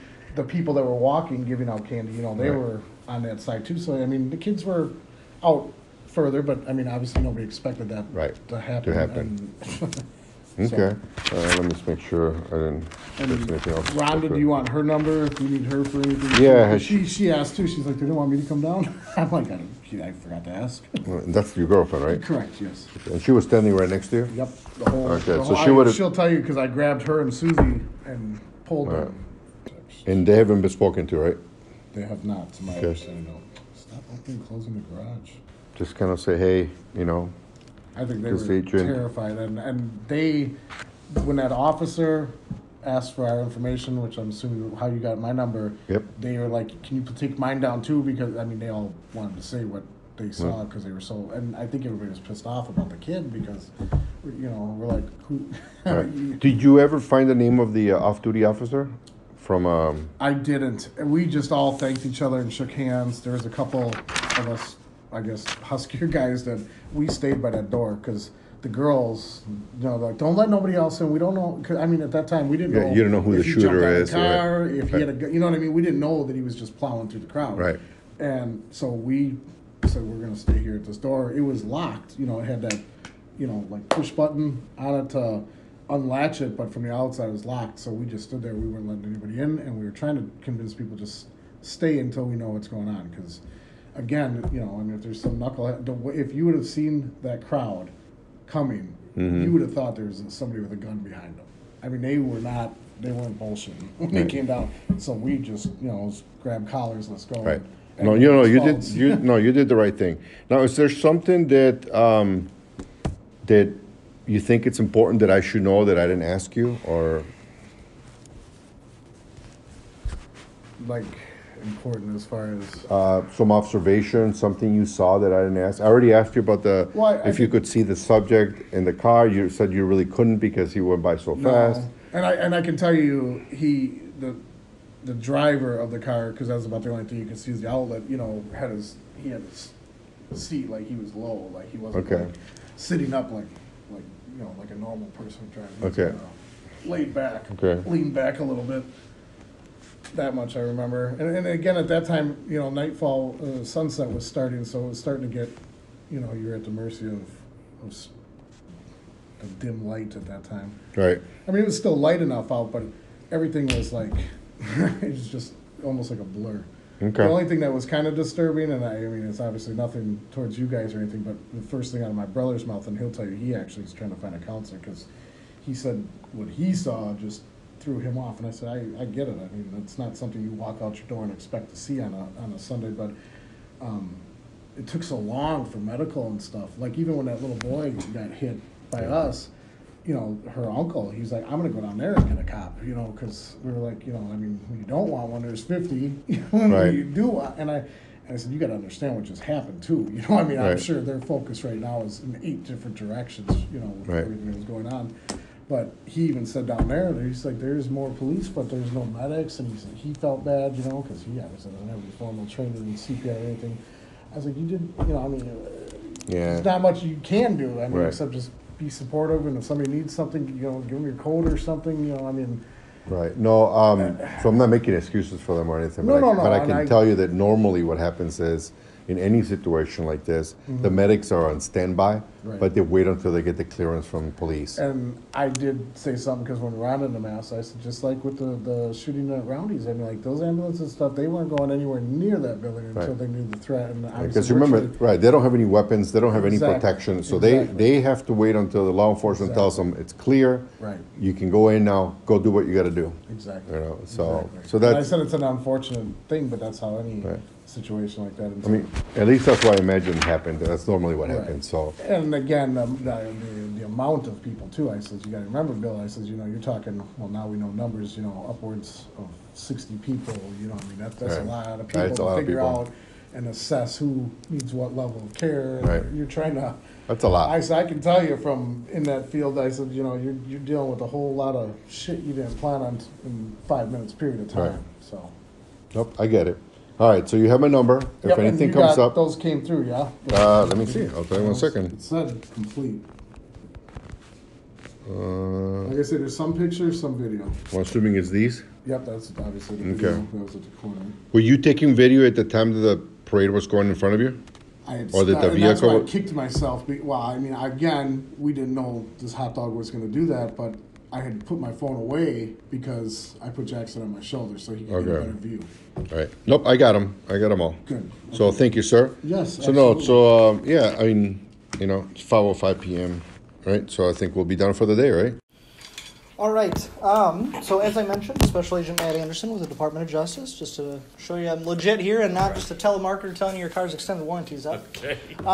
So I just want to chat with you briefly just about that, I guess, interaction, I'll call it, through Lyft with the individual here. So just to be clear, you weren't at the parade? I was not, no. Okay, so you didn't see anything at the parade or anything No. like that? The only knowledge that you have pertaining to this situation is through Yeah. that, I guess, Lyft Right. I mean, I was request. I was in the area, but I wasn't physically at the parade. Gotcha. So let's start with this. It's Anthony. What's the middle initial? All right. So driving for Lyft. Yes, sir. Is that something that you do regularly, occasionally? Occasionally, weekends. Okay. Weekends primarily. Yeah. Okay. And what type of vehicle do you drive? I drive a 2018 Dodge Charger. What color is that? White. Okay. And so, and this was Sunday that this took place, correct? Yes. Okay. So Sunday, what time do you think you started working? Are you able to track that on there? Yep, I am able to track it. I was just going to pull that up. I hate that they take away the messages that they leave after you're done with your rides. But Oh, okay. but they keep that stuff on file, I'm pretty sure. Sure. Sunday was what? Oh, let me go previous week. And here's Sunday. So Sunday, I began at 3:25. 3:25 p.m. Yeah. Okay. And how many I guess fares did you have That day? Yep. 11. 11. And what time did that request come in? Do you recall? That request came in to me at 4:57. Well, I'm sorry. I accepted whatever. I accepted at 5:15 and 29 seconds. Accept came in at 5:15. Yep. 20. Yep. Correct? Okay.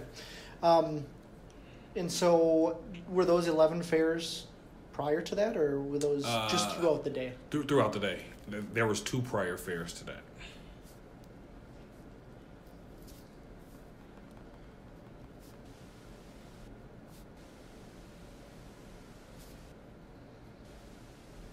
Okay. And so that particular request, that was through the mobile app. Now, does it have a profile associated with who requested it? Yep. Or so can we review that or what that looks like? So it won't let me see that anymore because Okay. I can't see people's information anymore. So it'll say passenger unavailable. Okay. But I just remember the name said Dawn. Dawn. Yeah, but there was no profile picture. Okay. So DAWN. Yeah. No profile picture. Was there any other, I guess, identifying information involved with that profile that would pop up or would show you? I did look at the address, to the drop-off address, Yep. and it was, I don't remember the addition, I just know it was 19th Street in Milwaukee. 19th Street in Milwaukee. Mm-hmm. Okay. Anything else about the request? So when I get there, And where were they when they requested the ride? Sorry. Oh, so the pickup spot was 550 Maple. I don't know if it's Drive or Street out here. Mm-hmm. There's a company there that starts with an A. I can't remember the actual name of it, but Okay. I did actually start looking at this stuff when I was like, wait, that's weird. Yeah. But there's a company, there's a parking lot, and there were several police officers along, I don't know if that's Maple there, Okay. but there were several police officers along the street. So I was in the parking lot at this, because I'm thinking whoever I'm picking up, they got to be at this company. That's the address Yeah. I was given. Okay. So you were physically in the parking lot waiting? Yeah. And there was no other cars in that parking lot. There was nothing, honestly. There was actually, there was a cop car at the entrance of it, but that was it.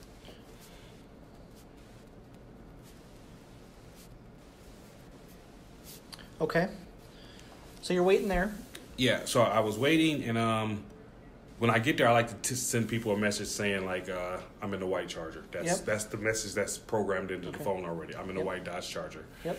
And I got a message back saying, okay, you're looking for a black skinny guy with dreadlocks.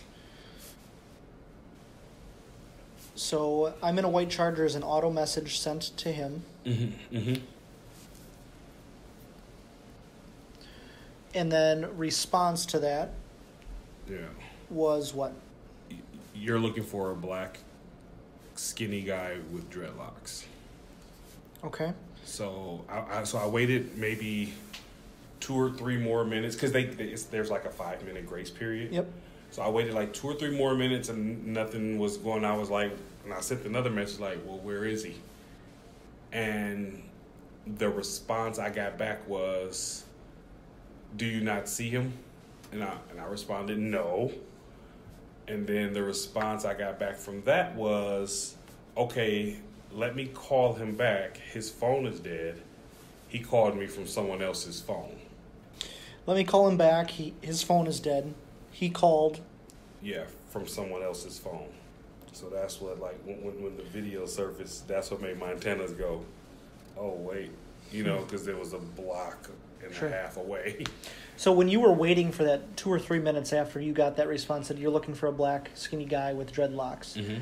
and then you sent them a message after that 2 to 3 minutes, do you recall what that message was? My message after that was, I think I sent the message saying something to the effects of, okay, there's no one coming. And there was a follow-up message that said, do you not see him? Yeah, well, no, there's another follow-up message after that said, well, I don't know what to tell you. So it said, do you not see him? I don't know what to tell you? No, the first one said, do you not see him? But then I sent another message asking, like, where is he? Yep, no, where is he? Yeah, and then I want to say she, but dog could be a he. And then they replied and said, "Let me call him back." Yeah. And then what was after and that? And then they said, "I don't know what to tell you." So you didn't respond after, "Let me call him back. His phone is dead." He called from somebody else's phone. Yeah, I'm sorry. My response again after that was, "Where is he?" Okay, and then they responded back and said, "I don't know what to tell you." Yeah. Or something along those lines. Yeah. Basically, I guess they couldn't get in touch with him. Okay. So what happened after that? I got out my car. I went to the doors of this company because I don't know what the company even is. And honest to God, in my head, I'm thinking I'm picking up a kid. Sure. And I'm like, maybe because outside in the parking lot there's a basketball court. I'm thinking, well, maybe there's a kid and they're playing basketball or something, and she's trying to call her kid, Yep. But so I got up and I knocked on the door closest to the parking lot. Yeah. Nothing. No answer. Yeah, no answer. Then I went over to the next door of this company, knocked on that door. Or no, there's a buzzer. I rang that buzzer. No answer. After that point, I got back in my car, canceled the ride. Okay. Because now I'm probably like, I've been there for like 8 or 9 minutes or so. Okay. Any other follow-up communication on the app about the ride, or after it was canceled? Was there any message received from the requester? No, I never got anything else from him, and it was just weird because I knew there was tons of a parade because I had to go around the parade with my prior Lyft person. Yeah. So I knew there was a parade, but I knew there was a lot of cop present around, but I never knew what was going on. But then I have a niece that goes to Carroll. So I called my sister because she bowls for Carroll, and they go away and then they come back on Sundays and they have to meet at the school. Oh. So I called my sister and I'm like, hey, if y'all haven't got here yet, it's like hard trying to get even around Carroll College. There's a lot of police. I don't know what happened. But I guess they had already made it, and then my sister said that they had got a message saying there was an active shooting. Okay. So I'm like, oh, that's weird. Sure. Like, I'm thinking to myself, because I'm not a dummy. Mm-hmm. Well, that's weird. There's an active shooting. Here I am waiting in a strange parking lot for someone. So, who I don't, So, once I picked up my next person, it was a young lady who's not even from Milwaukee, and I had to take her downtown Milwaukee. Because my purpose was, I'm going back to Milwaukee. I put the filter on my app to say, who's ever going, if you're going to Milwaukee, cool, I'm going that way. Yep. The next lady I picked up, our whole conversation down was like, what if this is that person? Because I didn't know what happened. Then, because no one saw pictures or anything until the following day. Yeah. And then here it is, a black guy with dreadlocks. And I'm like, holy shit. Sure. And then I still didn't think it was the same person until I think like the next day there was the video of him on someone's porch trying to use their phone to call his Uber. Yeah. And I'm like, this lines up way too, with what was going on. So I'm like, whoever this other person was that requested for him, I don't even know if they knew what was going on, Right. But they were trying to get him a ride. Yeah. Okay, so I saw that the fare that's $4.04 was what was charged to the account? Yep. Because once I canceled, the fact that I accepted it and I got to that, I traveled there, they still have to pay for a cancellation. Yep. But you can see what time I even canceled it. What time does it say? It says no show at 5:33:13.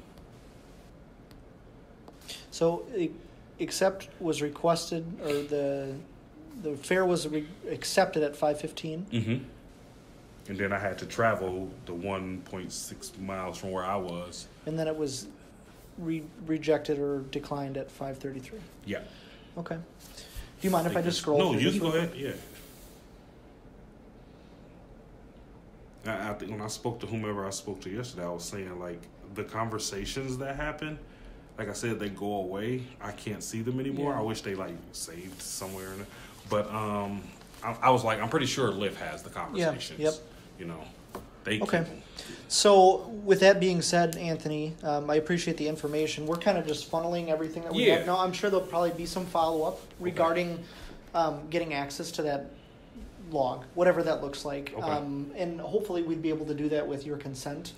And I I don't know how that works. If Yeah. you basically request that, if they'd even give it to you as a driver, I'd imagine they Right, would. But right.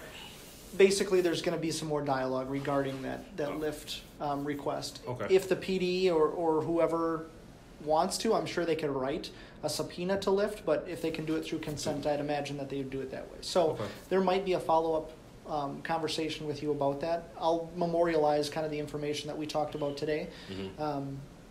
And see where they want to go with it. So yeah, sure, yeah, look, I'm willing to help out because that's not. I don't think anything that happened was cool. Like yeah. it's a lot of, you know. I'm sure you've seen kind of the news and being from the area, at least you're familiar with kind of the pulse of what's Yeah. going on. And just a sad event on Oh, so yeah. many levels. I mean, Right. so many people are affected by this. Mhm. Not necessarily those that just were struck by the vehicle, but Just I mean that witnessed seeing it. That yeah. even on the news, it's a bad situation all the way around. So I appreciate coming in and at least sharing the information that you have. So just to get this accurate, you had 2 fares prior to that request. That request fulfilled 1. So then we had 8 others. Yep. So 8 after the incident. Yep. 8, wait. 9, 10. Did I count a streak? 8. Yep, 8. I counted a streak. Okay, 8 after. 2 before, 8 after. Yep. Okay. Any other information that you have? No, that's it. Yeah. When you got out of the car to go knock on the doors, did you see anybody that could have? That you were like, hey, are you? Nope. There was nobody around. There was. I'm in the parking lot. Like I said, cops on the street, residents who were in their like driveways. Yeah. That's it. You know. Sure. And you said that the company starts with an A and it's on Maple Yeah, 550 Maple Street. Yeah, I kind of looked it up yesterday because I was like, this can't be like because I kind of saw where the address where it say you guys found the car, and I'm like, this can't seriously be like the same ordeal. And let me see. And I kind of looked it up yesterday, and I was like, oh man, that's kind of weird. Oh wait, let me see. I'll take a picture because me and one of my coworkers were both looking at it because Sure. he had a friend that was actually there. Oh. And that was in the hospital, so I was like, man, look at this. This is kind of weird. Yeah. Let me see if I can see what here, there's the name of the company right there. Oh, is it not Maple Street? Was that Elizabeth Street? Elizabeth Street. Maple Street probably was the street you guys were. I don't know. But yeah, that's the name of the company, whatever. Harry's Industries. Okay. Yeah, that's where I was. Okay. So I was just like, man, this can't be, because how close was it? And this, yeah, so you guys Sure. were on Maple. Like, Oh, that's gotcha. where you found the car. Yep. So I was like, Okay. oh, that's way too close for comfort. 550 Elizabeth Street, Aries Yes. Industries is where you waited. Yep, Okay. yep. Anything else that you think we should know or add, or I No. guess being a user of Lyft, anything that would be additional on there that you can think of? I mean, No. Dawn's profile obviously would have the information of who the Yeah. account subscriber is and all that, but you can't see any of that on your Nope. end. I tried to like look through and just to see if I can like. Is there just hit that. any way to see what the last 4 of the credit card is that they use, or is Nope. not even that? I can't even see that. Okay. Nope. Okay. Okay. So just to get that conversation right, auto sent. I'm in a white Charger, looking for a black skinny guy with dreadlocks. You wait a period of time. You say there's nobody coming, or I don't see anybody, and then the person says, well, you don't see them, and then you said, no, where is he? And this is more or less. Mm-hmm. And then that person said, let me call him back and see if his phone is dead. He called from somebody else's phone. And then you respond and say, is he around, or where is he? Yeah. And then they say, I don't know what to tell you. Right. That's it. Okay. Yeah. All right, Anthony. Well, I appreciate your time. Yeah, no problem. And like I said, there might be somebody that follows up with you in regards to the Lyft account and getting more fine. information. So appreciate you being willing to come in today and help us out even further down the road. So I'll walk you back downstairs so you know where we're going. Please keep the victims and witnesses in your thoughts and prayers. I have included a link to the Waukesha Community Foundation Fund if you would like to learn how you can support the victims impacted by this tragedy. Thank you for watching, and have a blessed day.